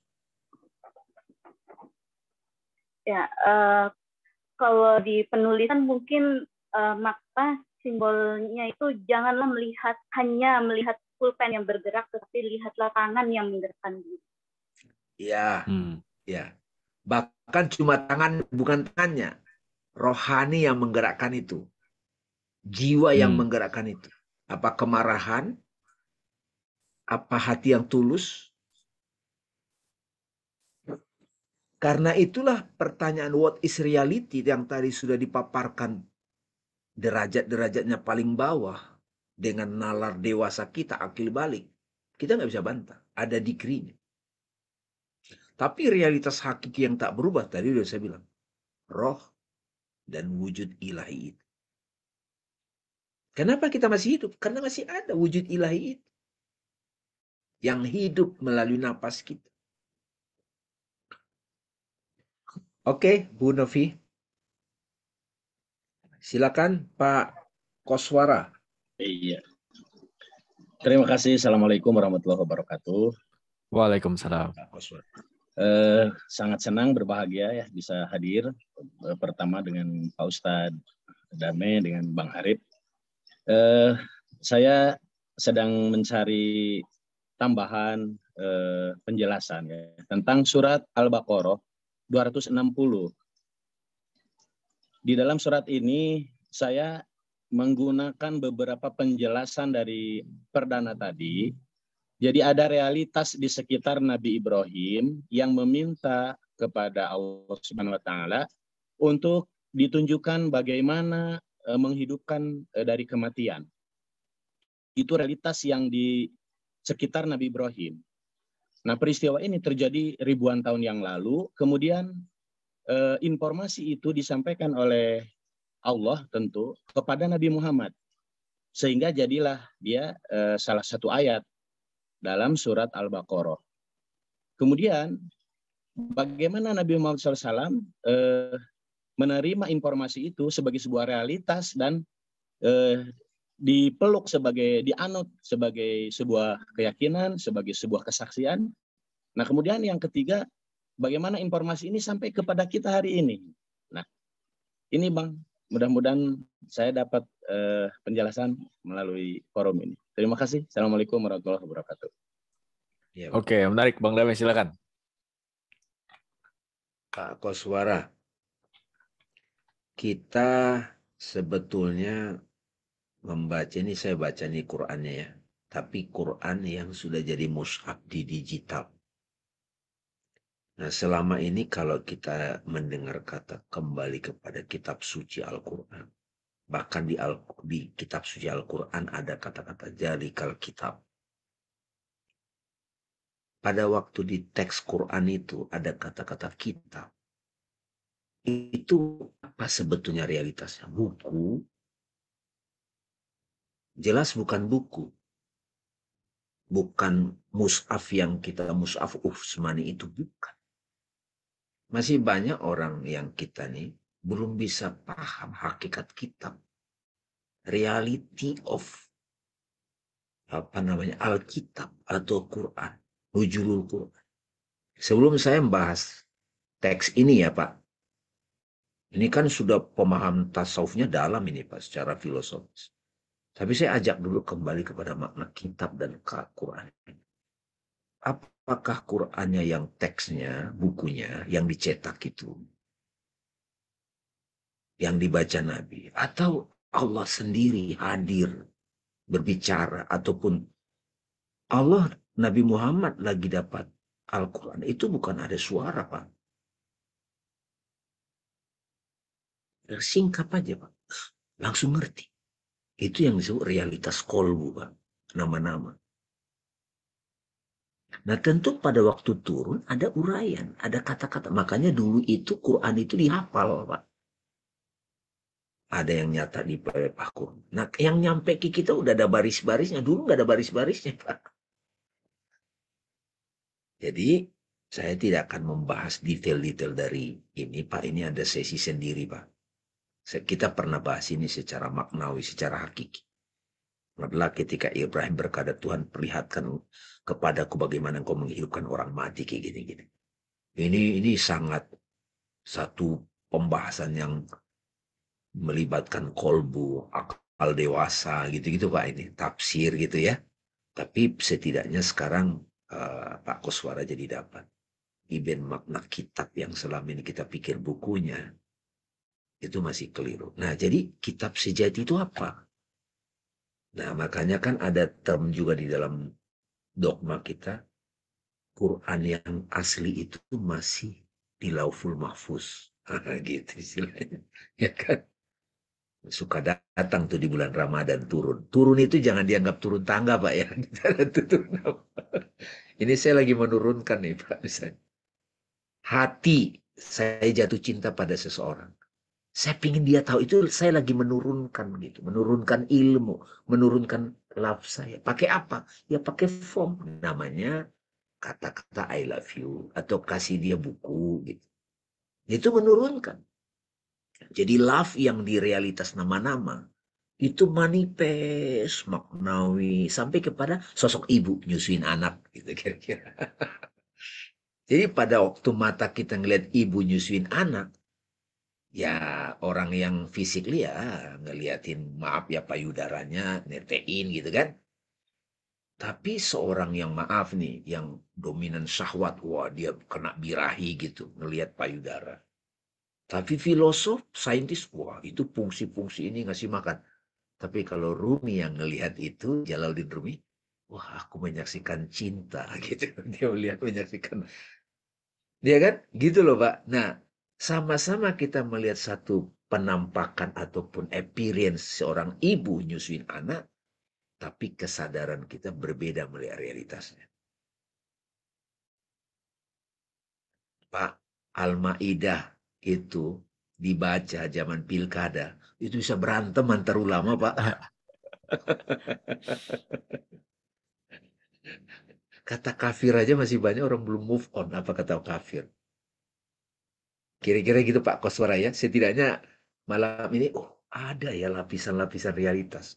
Makanya kan disebut tawaf itu juga 7 putaran Pak. 7 lapis langit. Itu jangan bayangin langit fisik ya Pak ya. Wah Isra Mi'raj ke 7 lapis langit, ke Mars. Bukan. Kata-kata Quran samawati itu bukan fisik. Yang tinggi dan luas tanpa batas. Itu batin Pak. Akasha ya. Itu Pak. Ya. Oke. Nah mudah-mudahan nanti tetap bisa ikut Pak di diskusi-diskusi Swaguru pelan-pelan aja. Ada kok tema-tema kita sebelumnya yang seru-seru. Tapi memang agak kan di undangannya bilang yang betul-betul serius berminat gitu ngobrol-ngobrol di sini. Karena saya sendiri Pak suka ketemu sowan ke kiai-kiai juga. Kiai-kiai kan suka ngasih penjelasan itu supaya agak simbolik, kadang-kadang pakai perilaku. Tapi yang agak elaboratif secara filosofi itu agak jarang. Nah Ibnu Sina jelas dia filosof, Ibnu Arabi gitu. Yang kalau Ibnu Arabi adalah Al-Farabi kan ada tuh. Ya zaman sekarang kita butuh, apalagi era yang sekarang yang semuanya serba digital, serba nampakan. Aduh penting banget kita ngeliat realitas hakikinya.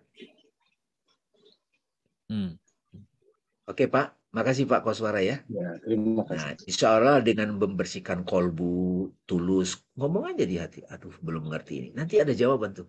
Oh, gitu. Nah, itu siapa yang ngasih tahu tuh? Apa cirinya kalau itu datang dari istilahnya kan kalau ke Nabi malaikat Jibril, wahyu. Kalau kita jangan bilanglah malaikat Jibril, ilham aja. Cirinya apa? Gak ada keraguan. clear, menenangkan. Terima kasih Pak. Ya, terima kasih. Siapa lagi? Oke. Silakan. Ada lagi? Kayaknya banyak nih Wah. mau. Silakan langsung aja dibuka audionya. Ferry, apa kabar Ferry? Aduh. Oi, lama bro. nih nggak ketemu Gimana, Ferry. bro? Assalamualaikum warahmatullahi wabarakatuh. Masya Allah. Waalaikumsalam. Gimana, bro? Mau nanya? Alhamdulillah. Alhamdulillah baik. Masya Allah. Nih, saya bangga sekali ini sudah di-invite. Wah, sudah lama kita tidak berjumpa secara metaverse. belum, tapi ya. Masya Allah ya. Jadi saya Ini di mana nih? Lagi di mana nih? di Rawamangun, di rumah. Wah, kasih dikit lah, beat dikit. Beatnya reality. Ini Ferry ini. Ya. Waduh. Saya bingung sekali, mungkin karena takjub mendengar apa ya, bahasan yang memang luar biasa. Mungkin satu beat.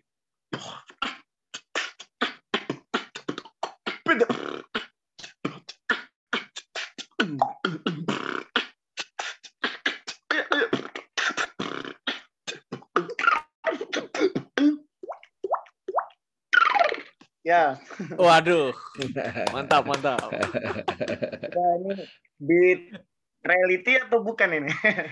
Jadi gini Bang Tami, Masya Allah memang saya melihat topiknya luar biasa ya. Jadi alangkah berbahagia sekali saya sebagai manusia yang memang hari per hari bertemu dengan informasi baru nih, salah satunya dengan ini. Pertanyaannya begini, bagaimana sih kita nih saya sebagai kakak gitu ya, sebagai kakak mengedukasi adik-adik saya gitu atau teman gitu ya, terkait dengan memang hal yang memang sekarang lagi dibahas gitu. Jadi caranya Bang Dami menjelaskan ini indah sekali gitu ya. Jadi sampai saya juga mencoba untuk membuat sebuah imajinasi gitu, atau menerima aja gitu, tulus nerima aja gitu. Karena sejatinya manusia kan memang rasa ingin tahu tinggi gitu. Nah ini gimana sih gitu kita nih melihat dunia sekarang yang memang lumayan rumit ya.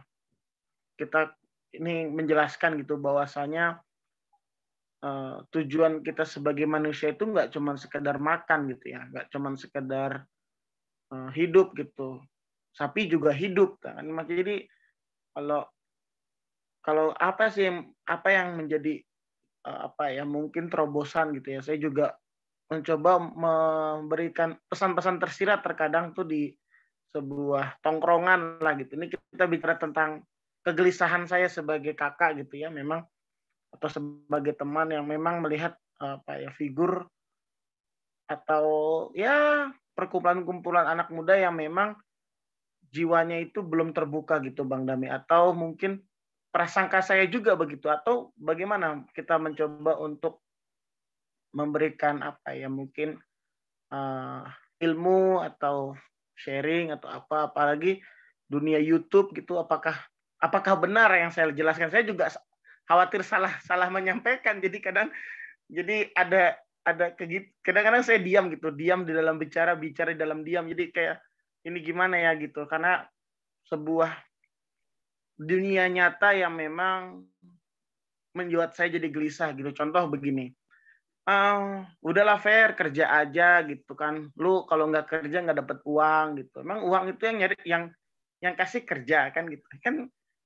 Emang kalau nggak ada uang kita nggak makan. Nah memang kadang-kadang saya diam dalam bicara. Nah ini ya bisa tadi dikatakan penjelasan yang tadi seperti piramid itu luar biasa, dahsyat, Masya Allah ya. Jadi mungkin itu aja Bang Dami.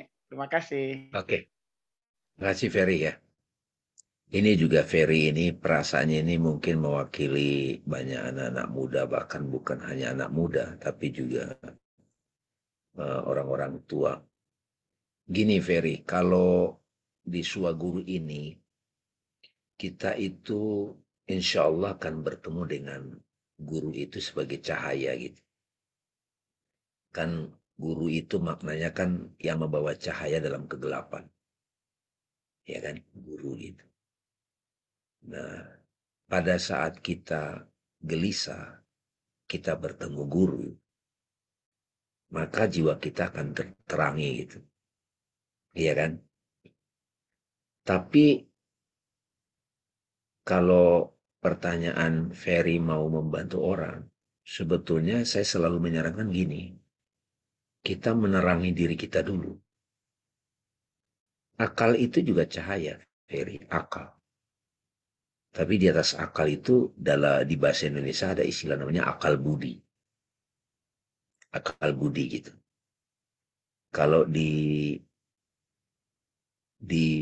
Yunani ada namanya logos, logika, logos gitu. Logika. Kalau di Islam namanya kolbu. Nah, saya selalu bilang jangan buru-buru dulu mengingatkan orang. Kalau kita sendiri belum. Kecuali kita sharing, berbagi. Nah, ilmu itu kan cahaya, Pak. Yang namanya cahaya, ya bisa menerangi gitu. Jadi kita banyak informasi, tapi kalau kita bingung, itu kita belum dapat ilmu. Tadi seperti yang saya jawab ke Pak Koswara, tandanya kita sudah dapat pengetahuan dari ilham, clear, itu kita tahu melangkahnya. Seperti kita punya senter di kegelapan, Ferry. Jadi kalau kita masih ragu-ragu, ya belajar lagi. Tanya cahaya gitu. Itulah guru. Penceramah belum tentu guru loh. Ya Ferry, belum tentu guru. Ya tentu ada uraian guru itu bisa pengalaman. Tapi kan kejedot-kejedot berkali-kali nggak asik juga gitu. Pengalaman guru yang terbaik. Tapi pengalaman yang direnungkan, ya nggak?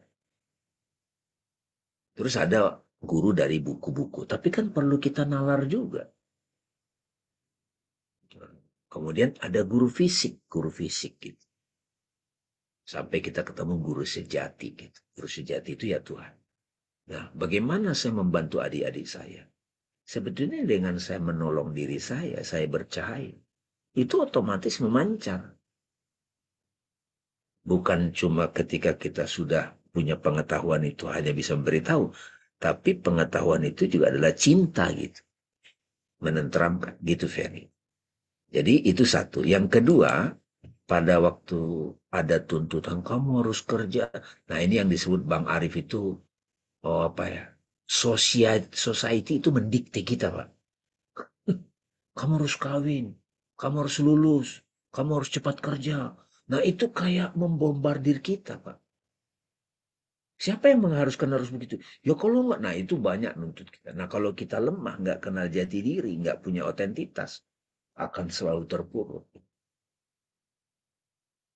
Jadi sekali-sekali ya kalau ada orang begitu, ya itu tadi, kan Arif kan pernah dikritik juga tuh Bang Arif. Ya Bang Arif, teman-temannya bilang, ngapain belajar filosofi gitu kan. Yang penting yang praktik-praktis saja. Gimana sih Bang Arif?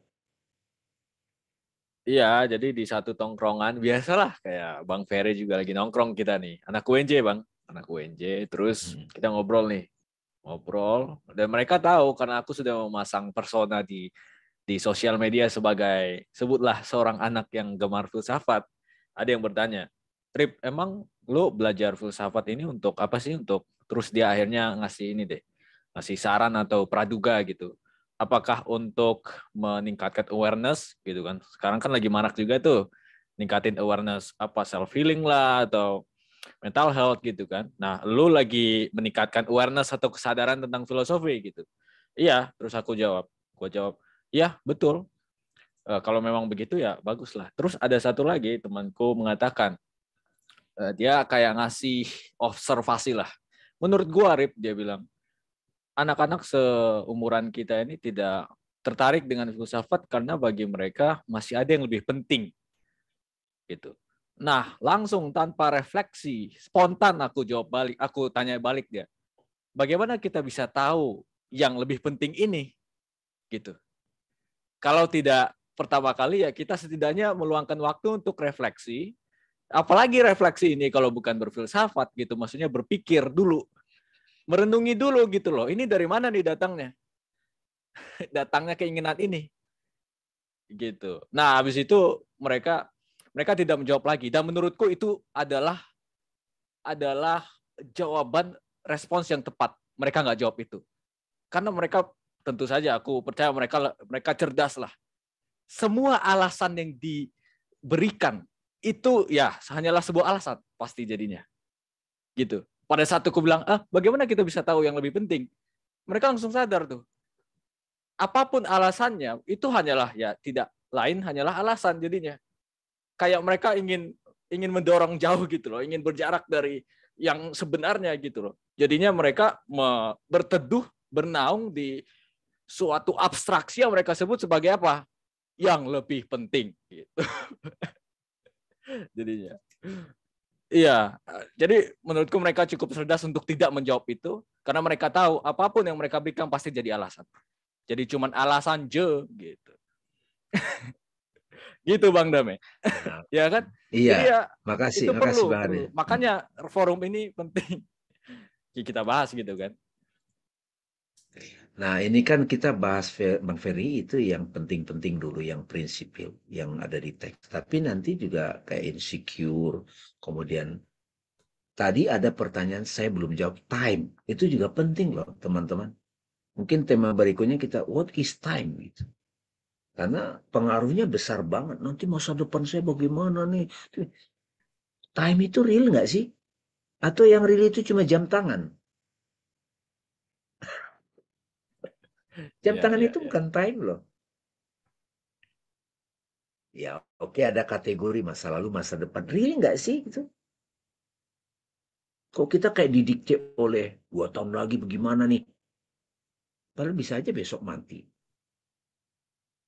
Ya, di Quran juga ada wal asri gitu. Demi waktu asar gitu. Sampai disebut fokus waktu asar. Gitu. Asar itu kan gerak alam. Mau tenggelam matahari namanya asar. Jadi waktu ada kaitan dengan gerak alam. Jadi waktu itu sebenarnya apa? Makanya Einstein, wah relativitas waktu. Dia bilang gitu. Orang tanya umur aja, Ferry kan, berapa umurnya Bu? Aduh jangan nanya umur deh. Nanti bisa baper tuh masalah umur aja gitu. Bilang aja 40, 50, tapi bisa baper gitu urusan umur. Itu kan makna semua.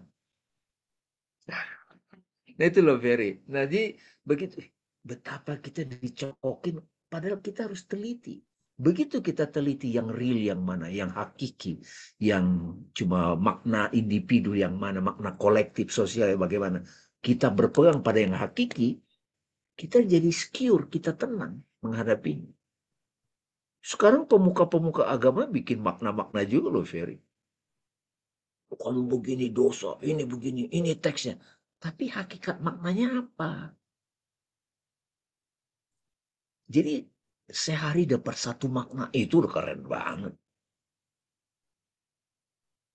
Jadi jangan dianggap remeh itu makna-makna yang dipikiran. Harus kita naikkan. Misalnya nih maaf ada satu tokoh. Misalnya ya tokoh siapa gitu. Ketika dia tiba-tiba poligami. Ya mak jadi ribet gitu kira-kira. Ya biarin aja dia poligami. Apa urusannya sama kita gitu. Tapi kan banyak yang nggak dewasa. Kalau awal-awal dipuja-puji Pak Negus gitu. Dipuja-puji begitu dia poligami ribet gitu. Jadi terjadi evolusi makna. Gitu ya Ferry ya. Mudah-mudahan dapat ya. Jadi ini juga sangat berkaitan dengan perjalanan intelektual. Syukur-syukur nanti perjalanan spiritual. Jadi berfilsafat ini adalah salah satu fase perjalanan intelektual. Jangan langsung merasa cukup. Syukur-syukur nanti perjalanan spiritual semakin lebur dengan Tuhan. Jadi filsafat yang kita bahas di Swaguru ini tidak tabrakan dengan agama dan tradisi. Justru membuka simpul-simpul yang ada di dogma itu. Jadi kita tentram. Clear ya teman-teman ya. Jadi itu perlu dicatat Bang. Filsafat yang kita bahas di Swaguru ada filsafat yang tidak tabrakan dengan agama. Ada metafisiknya di sini Pak.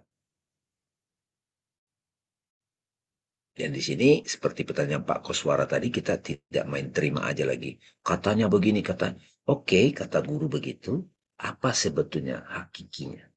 Kita selidiki, Pak. Itulah gunanya sebuah guru. Oke, Bang Fari, Bang Ferry. Sip, thank you. Kasih bro. Siapa lagi? Mantap. Masih ada? Boleh Pak Adi? tanya? Ya. Boleh Pak Edi. Apa tadi dikatakan falsafat kita ini ada metafisiknya ini, apakah yang kadang-kadang Bang Damai sebutkan perennial philosophy itu ya? Ya, betul Pak. Jadi perennial philosophy itu adalah satu filsafat yang sekarang populer yang bisa mensinkronkan antara metafisika, metafisik itu kan yang beyond fisik Pak, metafisik. Jadi yang melampaui fisik itu berarti spiritualitas. Ya, tidak tabrakan. Nah, hakikat metafisik itu sebetulnya ada di agama, Pak. Simbol-simbol teks sakral. Cuman yang PP kita kan dogmanya, lakukan ini, lakukan. Jadi kita lakukan aja gitu. Sebagai disiplin yang kaku dan membebani sebetulnya. Nah sekarang kita selidiki betul. Sholat itu kenapa diwajibkan? Bukan mempertanyakan. Ada apa di balik itu? Simbol ini gitu. Gitu Pak. Jadi teman-teman itu beruntung sekali kalau kita bisa bersentuhan dengan filsafat ini, filsafat perennial. Kan selama ini kan kesannya Pak sains itu kan berseberangan dengan agama kan Pak, dogma kan, sains modern. Tapi di filsafat perennial itu justru sejalan, sinkron lah di puncaknya. Oke Pak Adi, terima kasih. Tidak terasa ini sudah hampir 2 jam ternyata Bang Arif. Iya, betul. Kalau tidak ada, barangkali Bang Arif kasih kesimpulan sederhana dari catatan ini. Insya Allah nanti kita niatnya sih sekali sebulan nih forum ini teman-teman. Boleh kita bahas nanti what is time ya. Atau tema-tema berikutnya. Silakan Bang Arif. Ya, betul. Jadi ini bisa dibilang ya pengantar lah. Tapi udah banyak banget yang bisa didapat dari sini. Oh ya, tadi ada yang minta papernya Bang Arif tuh. Oh ya. Oke, aku bisa sih, aku kirim bentar. Seminggu sekali kata. Ya, seminggu sekali itu Instagram, IG Live. Iya, betul. Kita juga punya Instagram bagi yang belum tahu. Dan di kolom komentar aku udah share channel YouTube. Di situ kita udah bahas epistemologi ya. Jadi ya secara sederhananya ilmu tentang pengetahuan gitu. Salah satu topik filsafat paling penting, epistemologi, udah 10 episode teman-teman. Terus tentang the self, tentang diri, udah 4 episode. Dan memang udah cukup 4 aja sih. Terus apa lagi? Yang bulanan ini kita sebelumnya bahas what is religion. Boleh juga langsung dibuka di channel YouTube kita.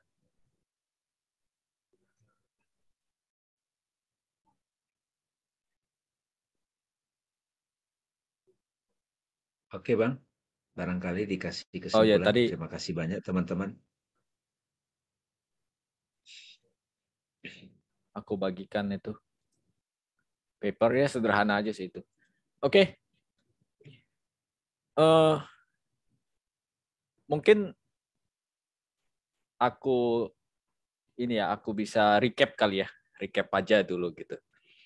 Jadi yang kita benar-benar Bang Dame kayaknya semakin seiring berjalannya waktu, terus tadi melihat, mendengar pertanyaan-pertanyaan yang luar biasa dan menyentuh gitu, kayak mengusik. Jadi Bang Dame juga bisa lebih banyak mengelaborasikannya. Kita juga dapat banyak hal tadi, inti-intinya juga semakin dalam. Semakin ini, aku jadi semakin yakin bahwa memang pertanyaan tadi yang aku ajukan di esai yang aku bagikan tadi, yakni pertanyaan, sebenarnya kita hidup di mana itu penting. Penting banget Bang Dame. Setidaknya itu sampai saat ini satu-satunya formulasi pertanyaan yang bagiku mengusik setidaknya untuk aku.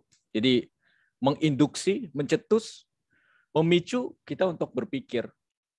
Ya, pertanyaan apa itu realitas satu hal. Tapi sebelum mencapai situ, nggak tahu ya, mungkin aku berjalan dari olah pikir anak muda. Mereka mau berbicara yang konkret dulu gitu. Dan karena itu aku mungkin mengobservasi yang konkret itu. Oke, kamu makan, kamu beli makan. Kamu pacaran, kamu merasa insecure. Kamu apa lagi? Nonton bioskop, kamu ini. Nah, di balik semua itu sebenarnya apa?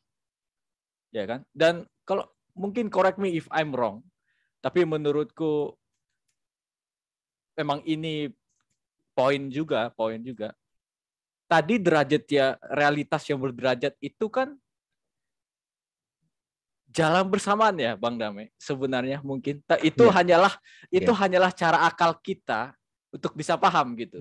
Saat ini terjadi semuanya, gitu maksudnya. Saat ini nih sekarang aku lagi ngobrol dengan teman-teman, semua bisa berlapis nih. Sahabat-sahabat bisa melihat aku yang fisik, melihat aku yang imajinal, maknawi, kolbu dan seterusnya gitu kan. Ya tergantung orangnya jeli atau tidak, sang akunya itu dapat melihatnya atau tidak gitu. Jadi lagi-lagi itu hanya formulasi ya Bang Dame. Pada akhirnya semuanya terjadi at the same time. Gitu. Nah, tapi formulasi itu perlu karena gini juga. Kalau dalam buku-buku sosiologi yang aku baca, terutama bukunya Charles Lamert, dia bilang kita itu semua sosiolog. Maksudnya jeli gitu loh. Jeli melihat relasi-relasi sosial gitu. Misalnya kalau ngelihat representasi gambar perang, kita udah tahu itu secara tak sadar ini propaganda, misalnya gitu. Tapi kita nggak ngomongin, kita nggak bisa memformulasikannya. Perlu seorang sosiolog untuk menyatakannya. Baru oh iya gitu. Kalau Bang Dami selalu bilang kita nonton bioskop nih, kita ngelihat gambar-gambar di layar. Perlu seorang guru atau teman yang sudah tercerahkan untuk ngasih tahu kita, kamu ngeliat layar gak? Oh iya, langsung kelihatan gitu. Jadi kayaknya memang deklarasi, pernyataan. Makanya di dalam Islam kan pernyataan gitu kan, syahadat itu penting sekali gitu. Kita menurutku jangan remehkanlah orang-orang tahu gitu.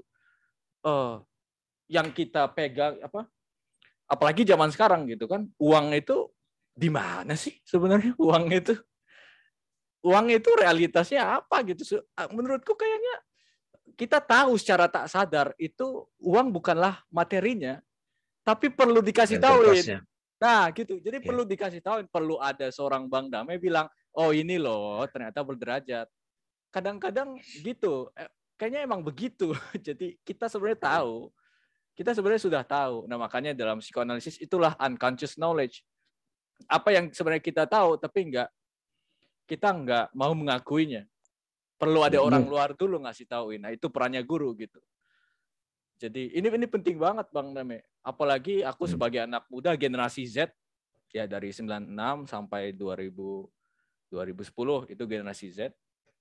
Aku nggak mau ngasih tahunnya lah aku. Tadi tentang umur itu. Nah, ini penting banget tuh.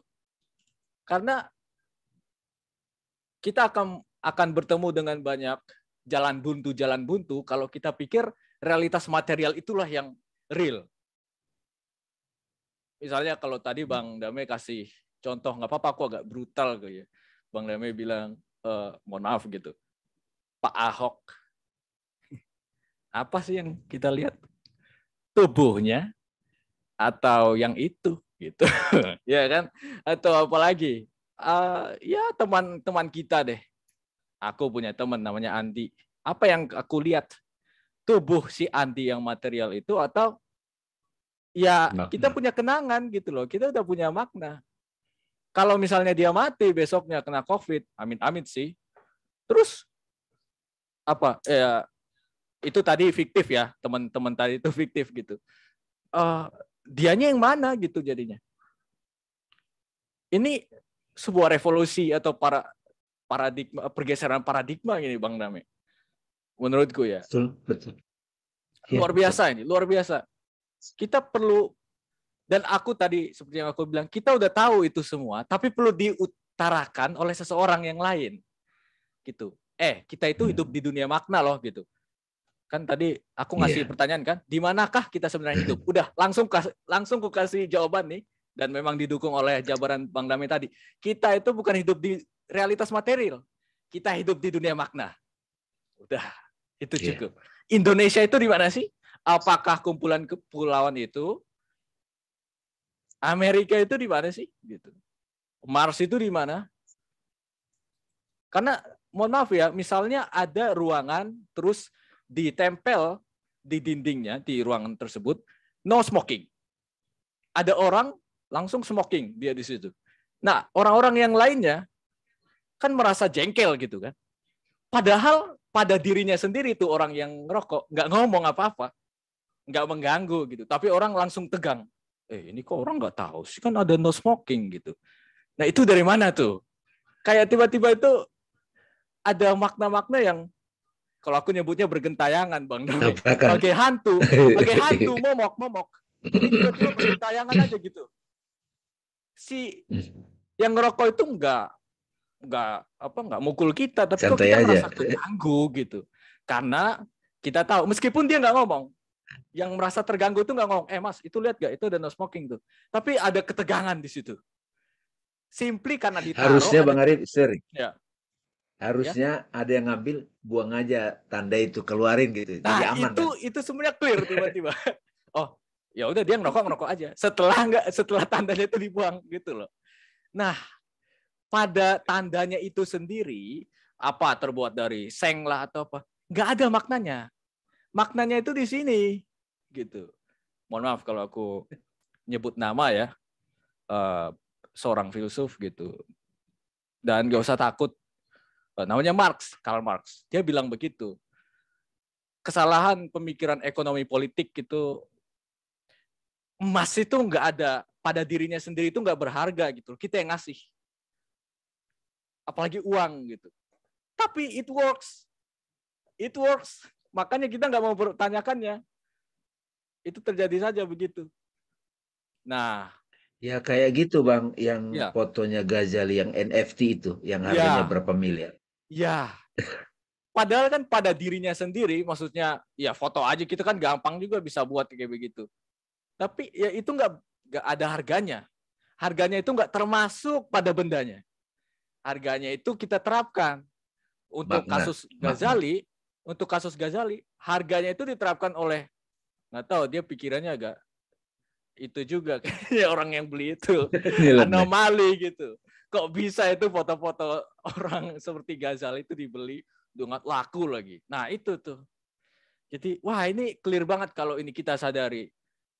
Mungkin yang melihat begitu saja, gitu doang aku bisa sadar. Tapi ketika dipraktekin itu menyelamatkan. Aku bertestimoni, ya tapi siapa juga sih aku seorang anak muda aja. Tapi ya begitu, untuk teman-teman yang anak muda juga di sini, aduh nggak kelihatan sih ya. Ya Lia ini, siapalah gitu, Bang Ferry itu, wah itu luar biasa. Langsung kita jadi jeli melihat segala sesuatu. Kalau ada fenomena-fenomena itu langsung setidaknya langsung bisa critical reflektif gitu kan.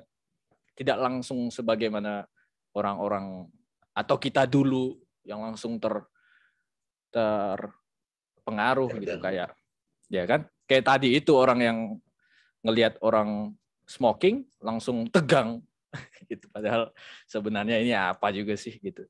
Oke. Bang Dame mungkin ada closing statement kalau mau. Ya, terima kasih Bang Arif. Itu satu bentuk kontemplasi, mudah-mudahan jadi inspirasi buat yang lain, sahabat-sahabat di sini. Thank you. Ya, sebetulnya di mana sih kita hidup? Kalau kata Ibnu Arabi, kita itu sebenarnya hidup di dunia khayal gitu. Kalau kata Ibnu Arabi. Nah, iya betul. Wah itu make sense jadi, sekarang. Seorang sufi bilang di dunia khayal gitu. Dan khayal itu makna-makna kita interaksi antar makna satu makna yang lain. Dan itu bisa berubah, tapi ada yang tidak berubah. Itu yang tadi sudah kita bahas. Yang hakiki itu yang perennial, abadi. Makna hakiki gitu. Kalau kita sudah menemukan makna hakiki itu, kita jadi terselamatkan dan tentram. Apapun makna-makna yang diberikan secara branding lah, inilah, ya udah itu memang permainan gitu. Ya, terima kasih teman-teman. Mudah-mudahan pengkajian malam ini What is Reality kita jadi sedikit banyak ada keterbukaan, semacam kayak profesor lagi begini, dia nanya, mana kacamata gue, mana padahal kacamatanya di sini, kacamatanya itu loh, gitu kira-kira ya. Jadi demikian juga What is Reality gitu, pelan-pelan nanti kita baru ngeh. Dan kita ini banyak yang amnesia, nah, harus dibangunkan ya. Makasih sahabat-sahabat, terima kasih Bang Arif. Terima kasih, mohon maaf atas segala kekurangan. Kita sama-sama, bagi teman-teman yang pingin dengerin rekamannya silakan, karena banyak di itu poin-poin yang perlu. Nanti akan diupload ke YouTube. Iya. Waalaikumsalam. Ya? Oh ya, sebelum keluar kita foto dulu dokumentasi. Ya, ayo silakan. Yang mau buka video silakan. Ya, silakan. Aku kasih waktu 10 detik ya. Silakan yang mau buka video biar kita dokumentasi.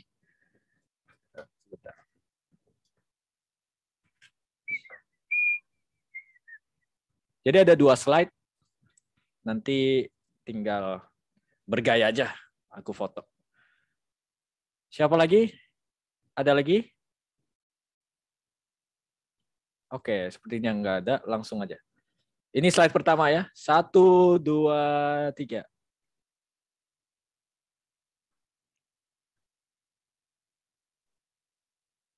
Sebentar. Oke. Slide kedua. 1, 2, 3.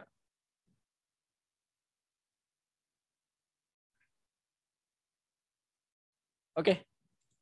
Ya. Oke, terima kasih sudah. Bapak Ibu, sahabat-sahabat. Assalalamaikum warahmatullahi wabarakatuh. Sampai ketemu lagi semuanya. Wah, thank you. Nanti mohon maaf, aku sebagai host juga pamit undur diri. Mohon maaf kalau ada kesalahan. Terima kasih sebanyak-banyaknya. Semoga berkah, semoga bermanfaat. Oke, kita sampai jumpa di kelas berikutnya. Terima kasih Bang Dame, Bang Arif. Terima kasih. Terima kasih semuanya. I love you all.